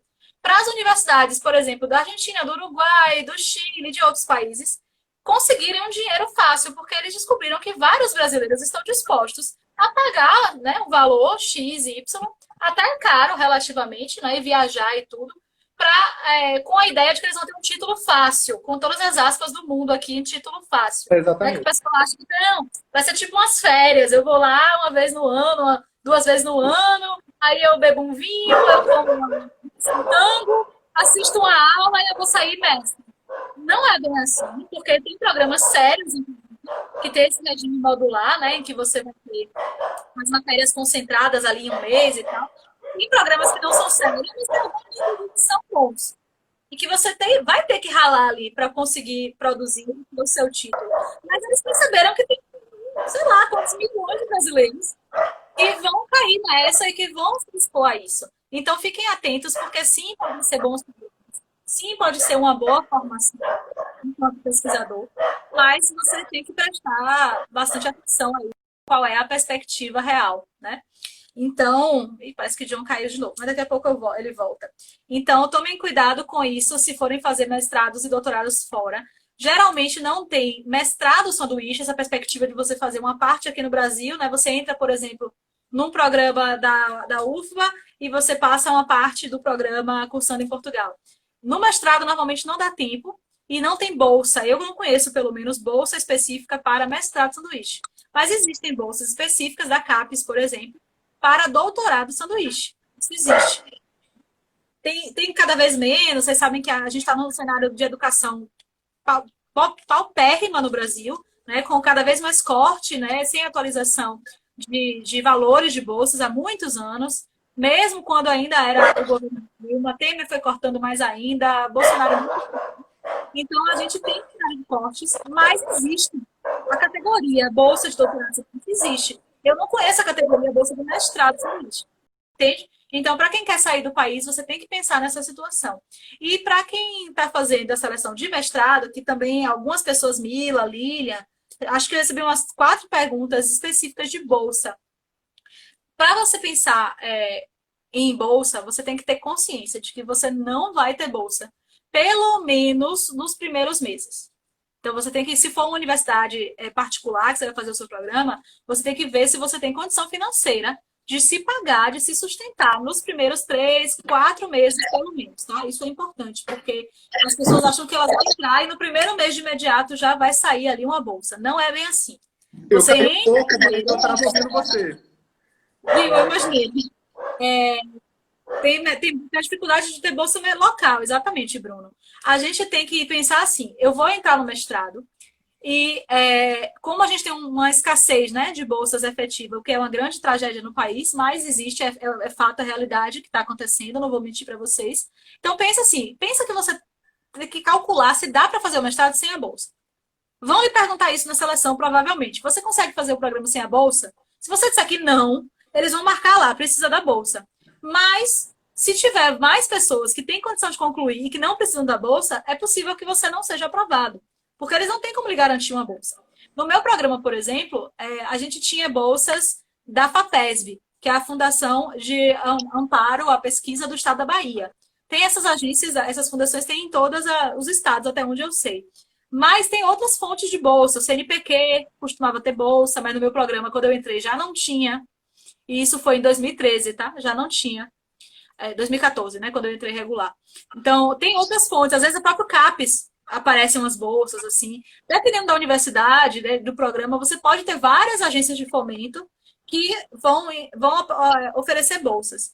E dependendo do programa, não tem tanto. No meu programa, na época, eram 3 bolsas por turma. A turma tem 20 pessoas. Então, você vai disputar com os seus colegas de turma por essas bolsas. E aí, a ordem classificatória da seleção é importante. Porque no mestrado existe uma disputa grande pelas bolsas, porque muita gente ali é jovem, não está trabalhando ainda, está no começo da carreira, não consegue sustentar. Então, muita gente vai querer a bolsa.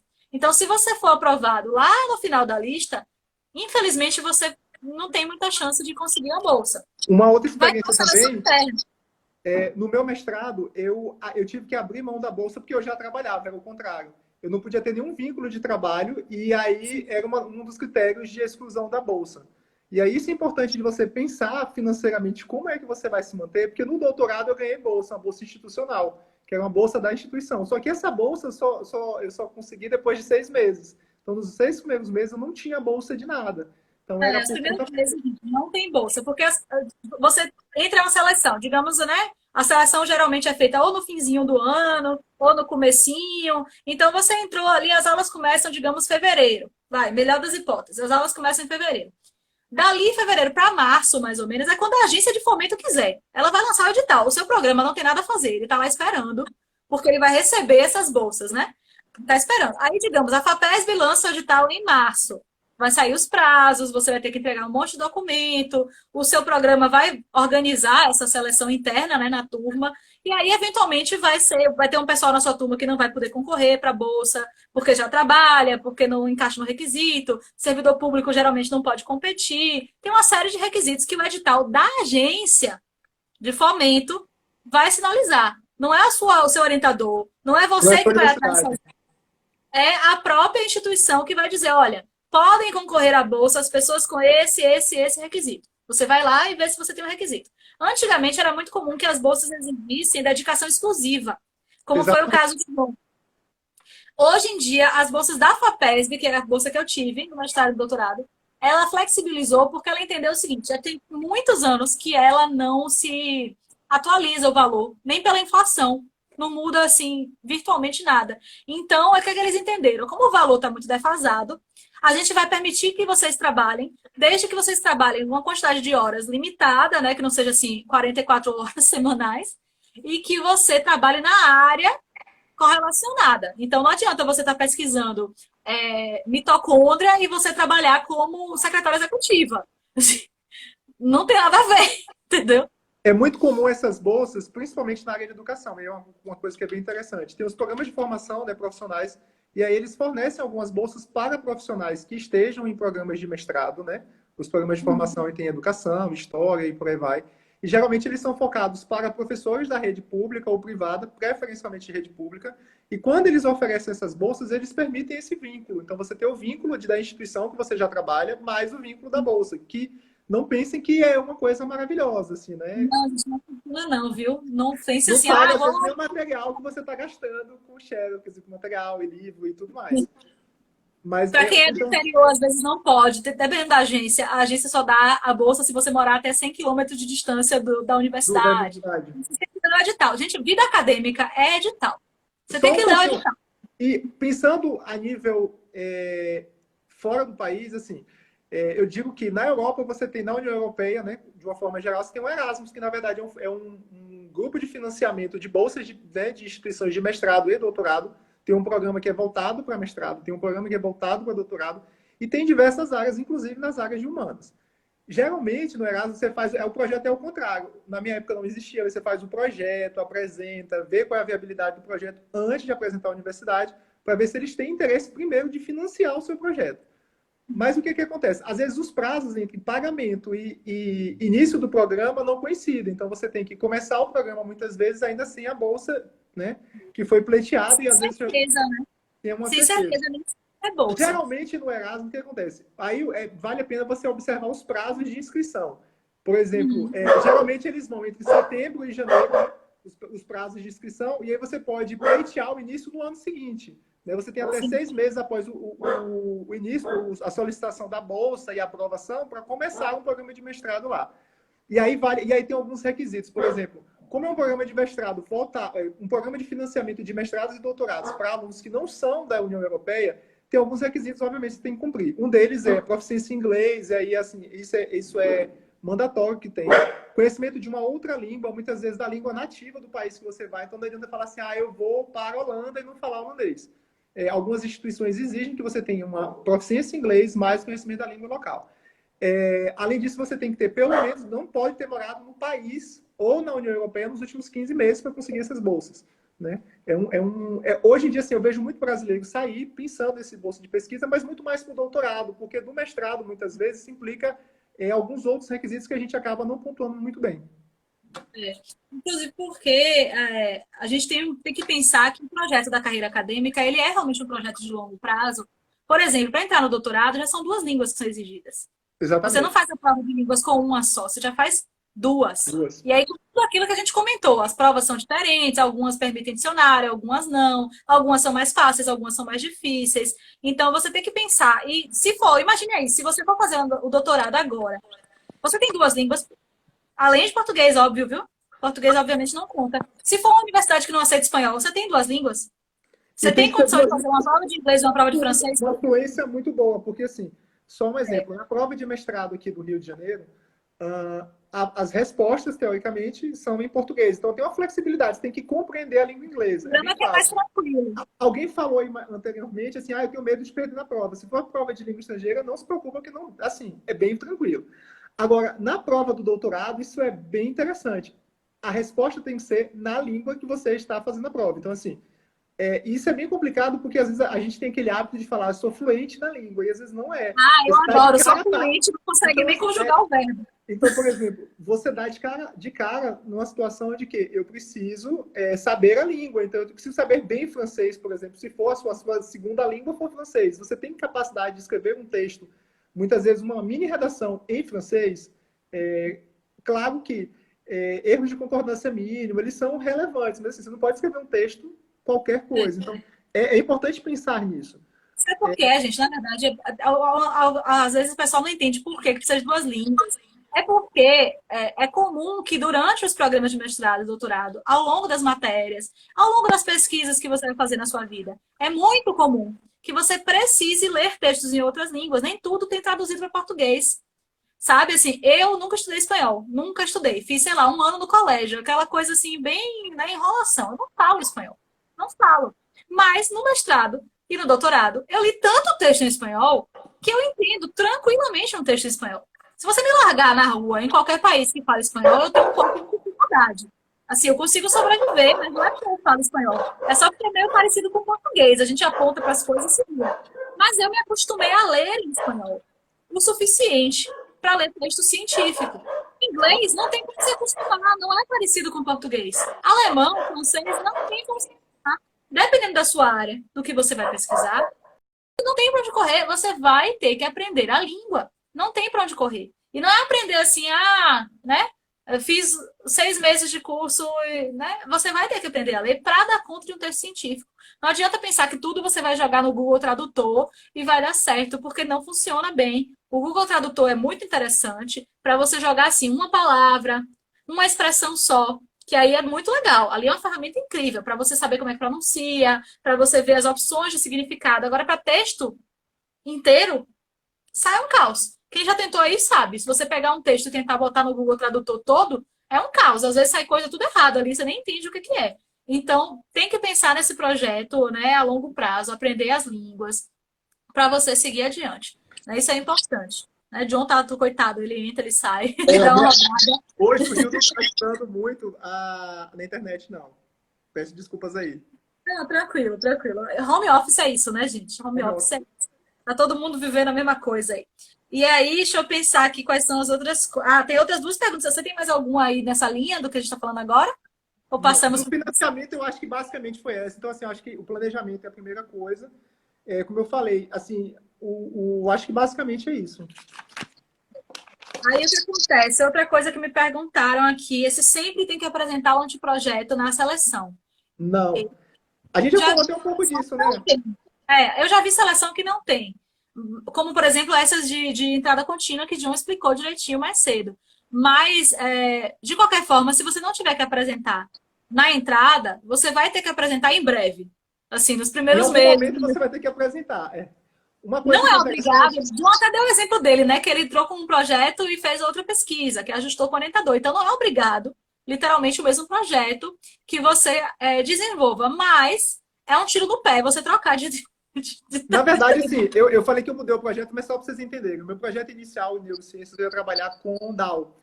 Eu tinha toda uma ideia de trabalhar com DAO assim, acabou que foi muito mais fácil do ponto de vista do orientador, porque a gente tinha um centro de pesquisas já instalado com autismo. Na verdade, eu fiz a mesma pesquisa que eu ia fazer com DAO, eu mudei para autismo. Então, não foi mudar pessoa tanto a radicalmente. objeto, assim, né? O recorte. Exatamente, mudei, na verdade, o objeto de estudo. Eu não mudei tão radicalmente. Mas eu já tive colegas que tiveram que mudar radicalmente um programa o projeto inteiro, porque o orientador sumiu, ou porque o orientador morreu, ou porque o orientador Se desistiu. liga com o orientador, tem orientador que Exatamente. faz Então, edição, tem assim, são situações diferentes. Uma coisa que essa questão do mestrado, da apresentação, tem um programa aqui no Rio, eu não vou dizer qual, né?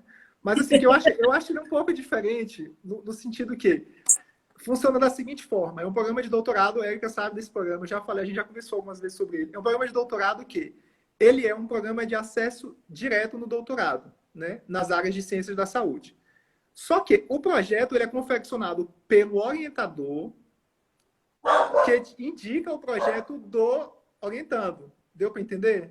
Então é muito diferente do que eu entendo. Então, fora essa situação, e fora os que eu falei de fluxo contínuo, em algum momento você vai ter que apresentar o seu projeto. Então, assim, a preocupação é o que é o projeto. Todo mundo tem esse medo, o projeto, mas é um medo que eu sempre brinco que quem passou pelo TCC, de fato, eu também não fiz TCC, tá? Na minha graduação não é exigido. Como eu fiz iniciação científica, acabou que ajudou bastante na confecção, na ideia de passar pelo projeto de pesquisa. quem está em Mas, núcleo de assim, pesquisa na graduação está no céu. Se seu núcleo faz as coisas certas de um então, núcleo assim, eu acho que formal, quem fez de fato o TCC, quem não comprou o TCC, a gente sabe que infelizmente essa é uma realidade da academia. Quem fez o TCC, quem se interessou em fazer um TCC ou que participou do projeto de iniciação científica, sai muito na frente. Porque você já tem uma ideia de como construir, de como pensar, de como ter esse raciocínio clínico, técnico, de pensar um projeto de pesquisa. Mas não é uma obrigatoriedade na maioria dos programas. Eu sempre falo que na área de ciências humanas, pelos que eu vi aqui no Rio, todos precisam. Só o de fluxo contínuo que não precisa. Na área de direito, assim, na área de direito, inclusive, tem alguns que têm alguns requisitos bem específicos dos projetos. Ele quer dentro daquela linha muito específica. Então, assim, às vezes você o vai ter que se direito, analisar já encaixando o projeto na linha. no No meu projeto na programa, linha. Aqui, por exemplo, na área de direito daqui do Rio, né, direito e antropologia, principalmente, que é muito forte aqui, ciências políticas, ciências sociais e antropologia, os projetos eles têm que ser encaixados, eles têm que ficar encaixados dentro do programa, muitas vezes. Então, assim, aí nesses casos, o que a gente percebe é que, geralmente, quem entra nos programas é quem fez iniciação científica na instituição, então são alunos da graduação da instituição, muitas vezes. É que o pessoal às vezes fala que Rio e São Paulo são muito bairristas por isso, né? Eles acabam absorvendo muito mais os alunos da graduação do próprio curso do que de outros cursos. Mas isso não é uma regra, não, tá mudando muito. tomara, né? Porque é importante esse Esse fluxo, intercâmbio, né? é importante. E aí, o que mais eu tenho de comentar? Ah, sim, uma dúvida. Na área da saúde, no doutorado tem prova de conteúdo? Então, algumas não é regularidade. O meu ainda tinha, tá? Lá fora. Eu Aqui não não tem, tinha. não tem. Mas a maioria hoje em dia não tem mais prova de conteúdo. Porque na Doutorado, área... a maioria dos programas, pelo menos assim, meu orientador do doutorado me falou isso, né, em relação a programas em Portugal, a programas de humanas em geral, porque ele é da economia, né, professor Carlos foi meu orientador do doutorado. E aí, como ele é português também, eles transitam muito, ele e a esposa em Portugal, Espanha, eles me falaram que normalmente prova de doutorado, de seleção, né, não tem prova de conteúdo. A do mestrado tem, e é importante, você tem que dar muita atenção para ela, mas no doutorado não tem. Só que Não alguns tem. programas vira e mexe colocam, sei lá, às vezes a gente acha que é erro de quem foi fazer o edital, copiou e colou do mestrado, O que eu vi esqueceu de recentemente deletar. foi... Exatamente. O que eu vi recentemente foi...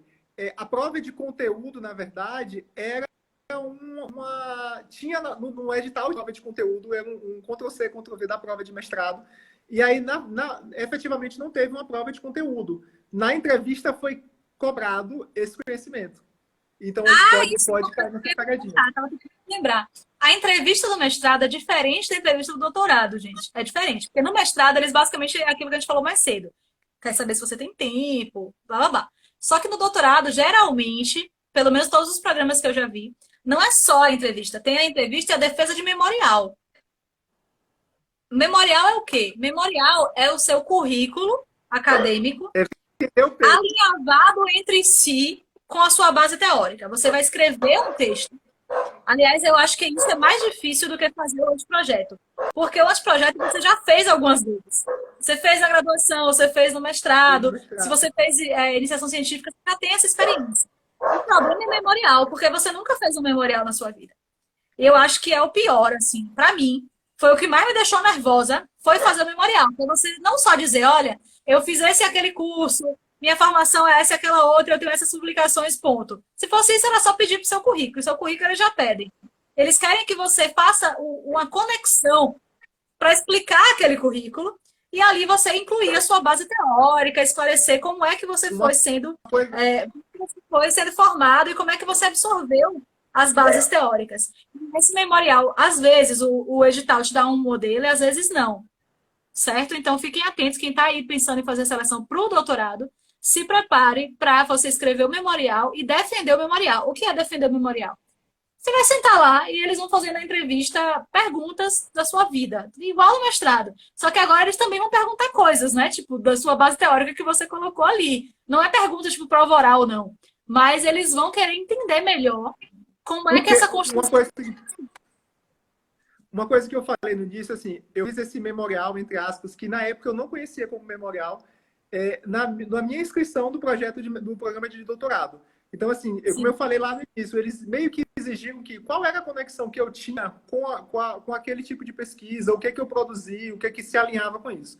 E na entrevista foi bem claro, assim, eles perguntaram algumas fugas que tem, por exemplo, eu fiz, vou dar um exemplo da aluna de marketing ali, do início. Suponha que ela fez um trabalho lá na área que foge um pouco do marketing, e ela colocou isso no memorial dela. Porque qual é a relevância de colocar isso no seu memorial? Eu já ouvi muito isso, e a Erika sabe disso, que devagar em muitas áreas, eu acho isso muito peculiar, porque assim, com essa minha formação em várias áreas diferentes, eu já ouvi muito isso em algumas seleções, que devagar muito em áreas diferentes mostra que você não tem foco em nada. Você migrar por outras áreas mostra que você tem um conhecimento um pouco maior até para poder apresentar o seu memorial. Fora isso foi bem valorizado, mas aqui já foi um pouco questionado algumas vezes. Então, assim, é importante que você veja a relevância do que você está colocando no seu memorial, apresentar e desenvolver. Porque possa ser que, infelizmente, você passe num processo e achem que você está divagando demais dentro daquela área ali também. Tem estratégia aí para você redigir. E aí, deixa eu ver uma outra pergunta aqui. Sim, a pergunta de Adailton, lá do início, que ele perguntou sobre ineditismo. Eu fiz até um post, acho que já tem umas 2 semanas, Adailton. Você pode procurar aí depois. Sobre ineditismo e o que é exatamente isso. Tem que ter no mestrado, não tem que ter. Eu fiz um post detalhando mais. Mas, brevemente aqui, no mestrado não é exigido ineditismo. No doutorado, sim. Você tem que ter ali alguma coisa, em algum grau que você está avançando a ciência. O doutorado isso é exigido. No mestrado, você não precisa estar assim, fazendo uma moça no conhecimento, sabe? Fazendo uma inovação, mas também não é aceito que você faça mais do mesmo, que você simplesmente ali se limite a repetir, fazer revisão bibliográfica, falar a mesma coisa que 200 mil pessoas já falaram. Então, no mestrado é esperado que você tenha a experiência ao longo, né, do mestrado. O que eles querem é que você avance na sua formação como pesquisador. Então, você tem que aprender a manejar a metodologia, você tem que tentar não só provar que você conseguiu chegar na literatura, né, avançou até o estado da arte, né, o momento de atualização máxima ali da sua área, você conseguiu compreender, você domina aquela parte teórica, mas você tem que também ter a experiência de metodologia, de pesquisa. Então, se você se limitar a ficar fazendo um resumão do que os autores disseram até agora, isso não é um mestrado. Isso é um resumão do que os autores disseram até agora. Isso, no máximo, é uma etapa da sua pesquisa, que se chama revisão bibliográfica.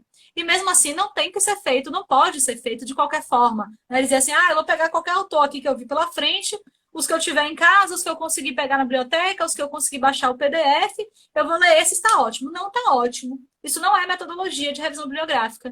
Né? A revisão bibliográfica ela tem técnica específica para ser cumprida. Né? Não sei se isso fica claro para vocês desde a graduação, como é que foram as experiências de graduação, mas eu estou falando isso porque os colegas na área jurídica têm uma tendência a errar o que é revisão bibliográfica, achar que ler qualquer coisa que eu concorde é revisão bibliográfica, e na verdade não é. Então, no mestrado, por um lado, você não precisa trazer, né, uma coisa que ninguém falou antes, uma abordagem que ninguém fez antes, por um lado tem esse conforto, mas também não é esperado, que não é aceito, não é bem visto, que você simplesmente faça ali um resumão, entende? Você tem que dar um passinho um pouquinho mais, né, de fôlego do que isso. Até no aluno de graduação a gente exige normalmente um pouco mais do que resumão, né, gente? Vamos combinar aqui. Professores mais exigentes, como é o meu caso, pelo menos na graduação, não vão aceitar nem na graduação você ficar fazendo resumão de autores. Então, E assim, o post é bem legal que você fez, Kika, porque mostra uma coisa. O que é ineditismo, né? Porque todo mundo acha assim, eu vou falar sobre, sei lá, o solo de Marte. Não é bem isso, é assim, tem que ter um ineditismo dentro de algumas características. E a gente fala que, principalmente nas áreas de ciências da saúde, ineditismo é algo muito difícil hoje em dia. Porém, é importante que você produza algo que seja novo, novo naquela perspectiva, novo dentro naquele momento, novo naquela abordagem, porque assim, senão não tem por que você fazer um projeto de doutorado. E aí, qual é a importância disso? Que é uma coisa que é muito importante no processo de seleção do mestrado, doutorado, é qual é o impacto da sua produção. Eu vi muito isso na época do doutorado. Qual é o impacto da minha produção? Qual é a importância, qual é a relevância desse projeto para o doutorado? né? Por que eu deveria te dar essa vaga você pesquisar? Exatamente. É mais ou menos isso. Por que eu vou te dar essa vaga? O que vai mudar isso aí no conceito acadêmico? Então, assim, não adianta eu pesquisar algo que já está sendo pesquisado várias vezes, com a mesma abordagem, com a mesma perspectiva. Tipo de tema batido, né? Não sei se no Rio o pessoal fala isso, mas aqui em Salvador a gente fala, né? Tema batido, todo mundo fala disso. Tema batido, exatamente. A gente brinca muito com o tema perfil. Perfil de alguma coisa. Então, assim, a gente vê muito isso no mestrado. Perfil dos estudantes, perfil do trabalho, perfil do... sim. Trabalho perfil. Então, a gente vê muito isso. Eu vou dar só uma ideia, a questão do ineditismo, por exemplo. Agora, se fosse um projeto de doutorado na área de Covid, que é algo que eu estou pesquisando agora. Então, assim, o que você vai pesquisar? Tudo é novo do Covid, mas assim, de alguma coisa você vai sair de uma abordagem. Vários trabalhos podem sair disso. Eu posso ver a visão da disseminação da doença e entra na história da epidemiologia lá, que alguém falou no início. Eu posso ver o aspecto do trabalho, do adoecimento e morte. Então, assim, na crítica, por exemplo, a gente tem dentro do trabalho de pesquisa lá, a gente tem assistentes sociais, tem psicólogos, tem advogados que trabalham justamente com a perspectiva do trabalho e adoecimento, que é algo que, por exemplo, está dentro de um programa de projeto de saúde, mas que tem outro viés também. Então, é algo que a gente tem que pensar também que existe, entendeu? E cuidado também, gente, porque às vezes o ineditismo, gente, é só você mudar o objeto, mudar o recorte, mudar um pouco a abordagem. É muito comum pesquisas no doutorado que pegam questionários já prontos. A OMS tem muitos questionários que já são prontos. Tem um questionário, inclusive, que é incrível, que é de qualidade de vida. E aí você tem o questionário estendido, né, que tem mais de 100 perguntas, se não me falha aqui a memória, e tem uma versão menor. Então, o pessoal pega, às vezes, modelos de questionário que já existem, que já estão pré-aprovados por instituições como a Organização Mundial de Saúde ou como a sua própria universidade. De repente tem uma galera lá no núcleo de pesquisa que está fazendo há muitos anos uma determinada pesquisa e você vai aplicar para outro grupo, vai aplicar em outro local. Isso já é inédito. Na área de saúde, a gente tem muita validação. Que não existe. Porque tem um pessoal, eu avalio para algumas revistas científicas, né? Eu avalio para ver se o trabalho deve ser publicado ou não. Tem um bocado de gente do direito mandando trabalho para revistas A1, que são aquelas revistas super exigentes, que eu tenho como avaliadora que até marcar quantas publicações, quantos livros, quantos artigos. Tem artigo na bibliografia que é mais novo do que os últimos 3 anos. Mesmo essas revistas super exigentes, o povo tem a cara de pau de mandar uns trabalhos só para dizer que é sobre Covid e dizer que está escrevendo sobre a Covid. Aí o povo faz futurologia. Aí vira uma pessoa assim que tem uma bola de cristal e que vai prever o futuro. Porque já é o pessoal querendo fazer pesquisa com resultados sobre o futuro pós-crise, pós-pandemia. Eu não sei como é que eles viajam para o futuro. Ou como é que funciona o projeto lá, por exemplo? Eu dei o exemplo do Covid, mas é porque eu estou trabalhando agora, foi fácil. Mas assim, a gente, na verdade, a gente está criando primeiramente um banco de dados, porque a gente trabalha com várias linhas lá, então a gente tá criando um banco de dados para que a gente possa pesquisar depois. Então não é algo que é tão Sim. fácil. Na verdade, é diferente o princípio. A gente está criando, colhendo o máximo de informações possíveis para que a gente posteriormente tenha um banco de dados. Na área da saúde, essa questão do ineditismo, tem uma coisa que é muito interessante, você falou dos protocolos do OMS, que é a validação de protocolos dentro daquele grupo de pesquisa. Então, por exemplo, suponha que alguém criou um teste lá nos Estados Unidos que avalia depressão e ansiedade. Esse teste foi aplicado única e exclusivamente lá com a população americana. Então, eu consigo aplicar esse teste aqui, é muito utilizado isso em programas de doutorado. Então, assim, a validação de um teste para uma população específica, uma população nova, ou eu entro numa população, eu fiz um estudo, por exemplo, epidemiológico, numa área primeiro com pacientes diabéticos lá nos Estados Unidos, e eu tento reproduzir agora com pacientes diabéticos aqui. Então, há um ineditismo na população que você está estudando. Foi o que acho que o Adailton até falou ali um pouquinho anteriormente. Então, às vezes, se alguém tiver mais a dúvida aí, vê lá aquele meu post sobre ineditismo, que ali tem uma explicação, né, um pouquinho mais detalhada. E aí, só para fechar a ideia de projeto, né, do que eu preciso pensar nessa etapa inicial da seleção em si, porque tem algumas perguntas sobre o meio, né, do doutorado e tal, do mestrado. Cuidado com o projeto. Por exemplo, lá no meu site eu coloquei um modelo, né, assim, um esqueleto de projeto de pesquisa. Você pode usar para o seu TCC, você pode usar para o mestrado, você pode usar para o doutorado. É um esqueletinho ali de projeto, tem os itens e tal. Agora sim, vá no meu site, vá lá na parte de recursos, baixe o que você quiser, fique à vontade, mas se atente sempre ao edital. Eu acho que a palavra de ordem para qualquer seleção de mestrado, de doutorado e de bolsa, as três coisas juntas aí, né? E de intercâmbio, enfim, doutorado, sanduíche, tudo. Tudo isso, a palavra de ordem é edital. O que o edital diz? Ah, não sei. Procure ver os editais dos semestres Os dos anos anos anteriores. anteriores, porque eles costumam ser muito repetidos. Às vezes eles mudam uma coisinha ou outra na bibliografia, né? Bobagem. Pega lá, se você quer se antecipar o edital, pega o edital antecipado, né? O edital dos anos anteriores, e você lê o que está lá na bibliografia. Porque existe uma chance muito alta de quando sair o edital que vai ser o seu, ser a mesma bibliografia. E você já deu conta, já começou, ou até mudar uma coisa ou outra, mas você já Mas você iniciou. já saiu na frente. Exato. Então, edital, palavra de ordem. Então, para quem está muito na dúvida de qual é o programa, vai procurar no site das universidades. Não fique limitado, se você é do direito, a só procurar programa de direito. Olhe os programas interdisciplinares, são extremamente enriquecedores. Eu digo isso porque eu fui essa pessoa. Eu fiquei muito tempo sem entrar no mestrado, porque eu não queria especificamente, né? O mestrado nas linhas de pesquisa que existiam no direito. Isso me limitou muito.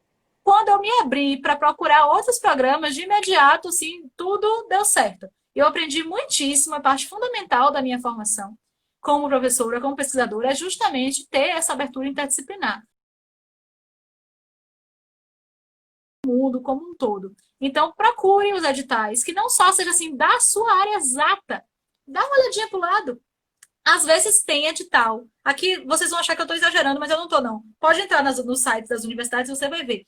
Tem linhas de pesquisa, às vezes, em um programa de saúde que são feitas para contemplar a galera de humanas. A gente estava conversando isso eu de um outro dia. Tem, às vezes, programa de pós-graduação, né, mestrado, doutorado, em saúde coletiva. Tem aqui na UFPA. O programa de saúde coletiva aqui da UFPA é um dos melhores do Brasil. Sim, considerado todos os programas. E tem uma linha lá, que é para as pessoas das ciências sociais, do direito. Você vai ver lá o que é que eles pesquisam. Aquilo ali não é para o médico, não é para o farmacêutico, não é para o bioquímico, né? Você pode se abrir um Aqui, pouco. a gente conversou muito sobre o programa de saúde mental, né? Que a gente, aqui no Rio, tem uma instituição que é do IPUB, que é o Instituto de Psiquiatria da Universidade Federal do Rio de Janeiro. E o IPUB tem um programa de doutorado e mestrado que tem lá uma linha que é bem interessante, que é totalmente focada para análise jurídica e análise comportamental, que foge completamente do programa para médico, que foge para enfermeiro, para fisioterapeuta. Então, Esse assim, programa, gente, sobra vaga às vezes para o pessoal do direito, porque o pessoal do direito não vai. aí eu Aí fiquei uma muito aula que aparece lá. Aí, assim, a gente brinca que eles correm atrás desses alunos muitas vezes porque os alunos não sabem. Assim, geralmente a gente sabe, quem não tem uma vivência com o programa vai achar, não, eu fiz direito, eu vou fazer um mestrado em direito.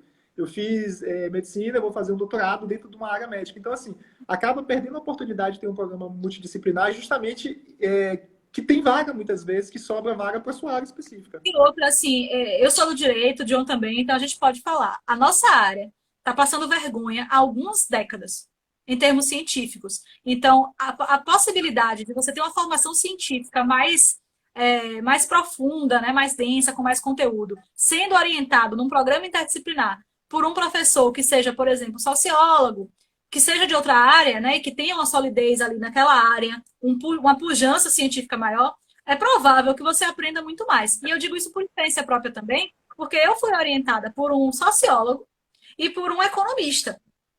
E eu tive num programa interdisciplinar, em que tinha professores do direito, mas também tinha professores de várias outras áreas, da antropologia. Isso enriquece imensamente. Eu digo sempre em minhas turmas, quem é meu aluno já me ouviu falar isso. Eu tive sensações de que minha vida era uma mentira várias vezes nos anos de mestrado e doutorado. Porque eu descobria umas leituras assim, tipo, meu Deus, isso é incrível! Eu nunca tinha ouvido falar. Todo mundo da E ciência social sabe. a gente fica muito limitado muitas vezes. Por exemplo, eu passei por essa experiência no doutorado. Acabou que eu fui para uma linha médica, né? Assim, que foge hoje da minha especialidade um pouco, mas assim, que geralmente a gente fica muito limitado. Você falou da direito, mas na área médica não é diferente. Os programas, a formação profissional a nível de mestrado, doutorado é muito limitada. Então, o profissional sai limitado, tecnicamente limitado, ele não tem essa visão, principalmente da visão acadêmica. E aí a gente tem esse problema muito grande nos profissionais de saúde, médicos, na graduação. Então, se aqueles professores têm uma formação, voltando à história da formação, tem uma formação acadêmica maravilhosa, várias publicações, mas didaticamente ele não aprendeu isso, ele não sabe conviver com outras especialidades. Então, isso, com outras profissões, isso é muito marcante assim, durante essa formação. Né? Assim, a gente tem.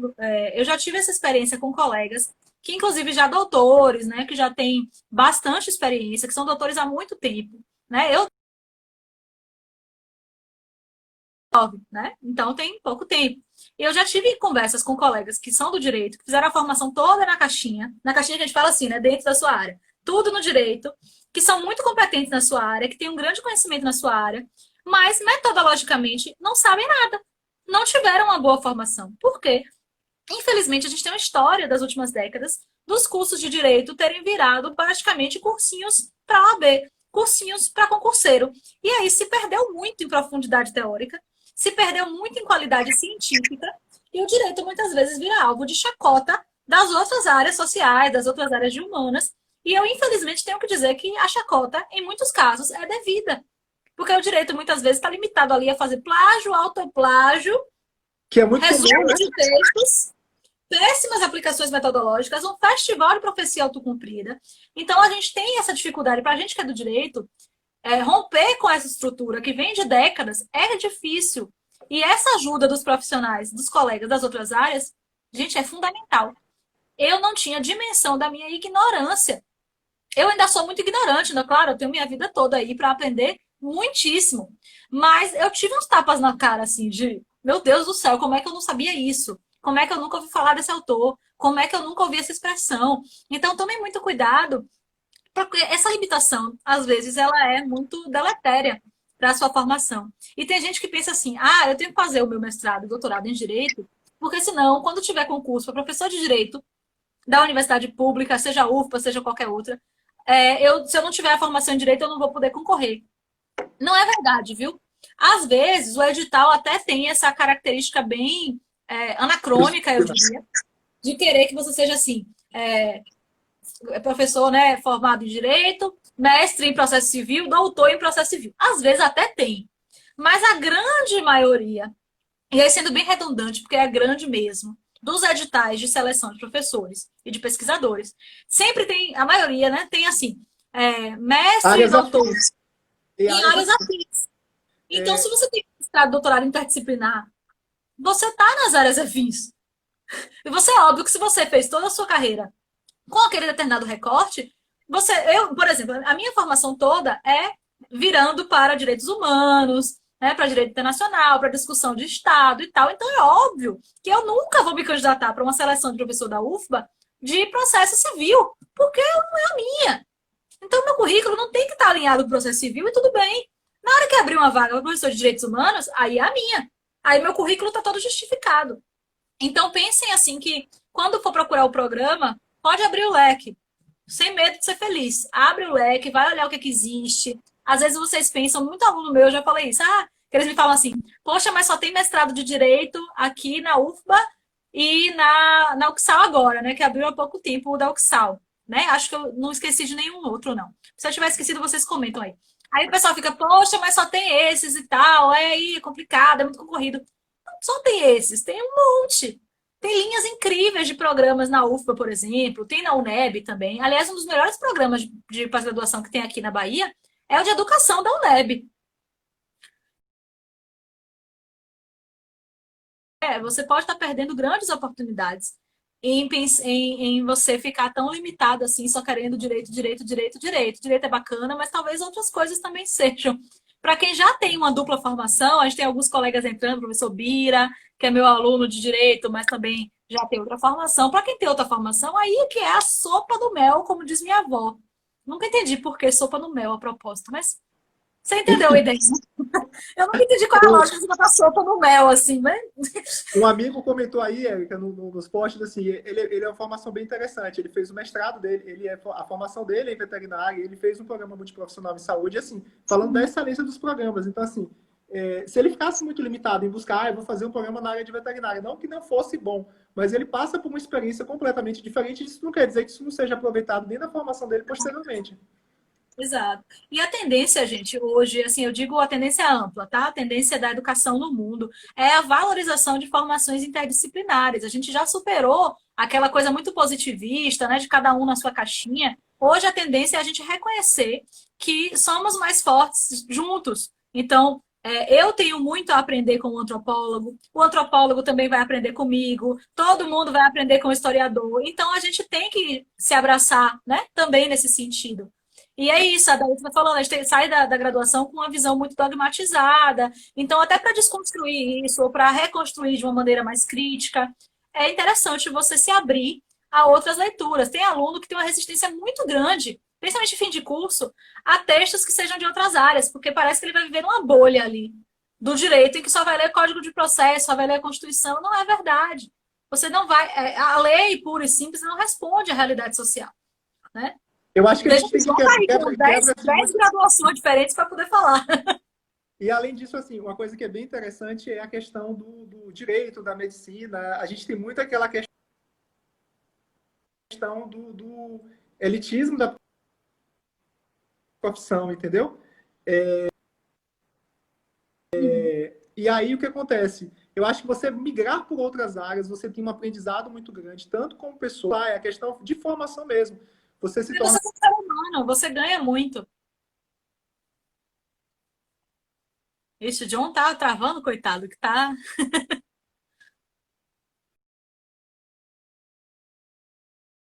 A última pergunta que eu me lembro de ter anotado, tá? Pedro Alcântara comentando, acho que é o seu amigo, Diogo, que você comentou, ó, que é médico veterinário, fez a residência multidisciplinar em saúde da família, melhor experiência. Eu tive um orientando que saiu, foi me orientando na graduação, e ele estava na dúvida se ele fazia o mestrado no ISC, né, que é o Programa de Saúde Coletiva aqui da UFBA, ou se ele fazia um outro programa relacionado também a questões de saúde em Portugal. Acabou que a seleção em Portugal foi primeiro, e ele foi. E ele tá amando, assim, né? As matérias e tal. Então, assim, enriquece, gente. É bom. Nada contra se você quiser fazer seu negócio de vez também. Não vá lá, entendeu? Só tô te dizendo que existe um mundo para mim. Então, tá tendo uma participação especial sobre o do Salter. Salta tá mais animado para fazer seleção de mestrado do que qualquer um aí que tá na live acompanhando. A gente é só desse latido, parece que o cachorro é imenso, né? Mas ele é desse tamanho. É um cachorro desse tamanho. Com pulmão. Bem grande. A outra pergunta que eu anotei, aí aqui, já de meio, assim, de caminho, foi Pedro Ponciano, que foi me orientando até na graduação. Ele perguntou como é que é o preparo, né, para exercer a atividade de professor. Né? Como é que o mestrado como é que os mestrados em geral preparam você para exercer essa atividade como professor. Aí eu vou falar da minha experiência e do que eu vejo em relação a colegas que fizeram programas das áreas de humanas e sociais, tá? Aí eu não sei se na saúde, John depois vai comentar aí com vocês. Na minha experiência, não é que exista assim, uma matéria propriamente para dizer, olha, a gente aqui vai treinar você para a docência do ensino superior. Eu sei que essa matéria existe em programas de pós-graduação lato sensu. Tem algumas especializações, né? Por exemplo, especialização em direito constitucional e tal, que às vezes tem uma matériazinha lá que é docência do ensino superior. Eu, pessoalmente, nunca fiz essa matéria em nenhuma das minhas formações, nunca tive. Mas como é que o mestrado prepara você? Porque você é obrigado a falar muito. As turmas são muito pequenas, certo? Doutorado menor ainda. Minha turma de doutorado tinha 6 pessoas. Então, assim, se metade da sala faltar, já tem só 3. Então, você fica exposto diretamente, assim, ao professor. As aulas de mestrado e doutorado, via de regra, elas não são aulas como na graduação, não são aulas expositivas. Você tem os textos que você deve ler para aquela determinada aula, geralmente são vários. E aí, cada semana você vai lendo, né? Ou a cada quinzena, tem matéria que é quinzenal. E aí, na aula, o professor não vai chegar lá e fazer uma aula. Ele vai chegar lá e sentar. Ele vai dizer, e aí, pessoal? E aí vocês têm que discutir. E assim, isso tem que render. Então, você vai ter que ler os textos e vai ter que desenvolver ali comentários. Não é como você ler um texto para fazer uma prova. Você não vai ficar decorando coisa do texto. Mas você tem que ser, você vai aos poucos sendo forçado a articular o pensamento, articular rápido, responder o que o colega falou.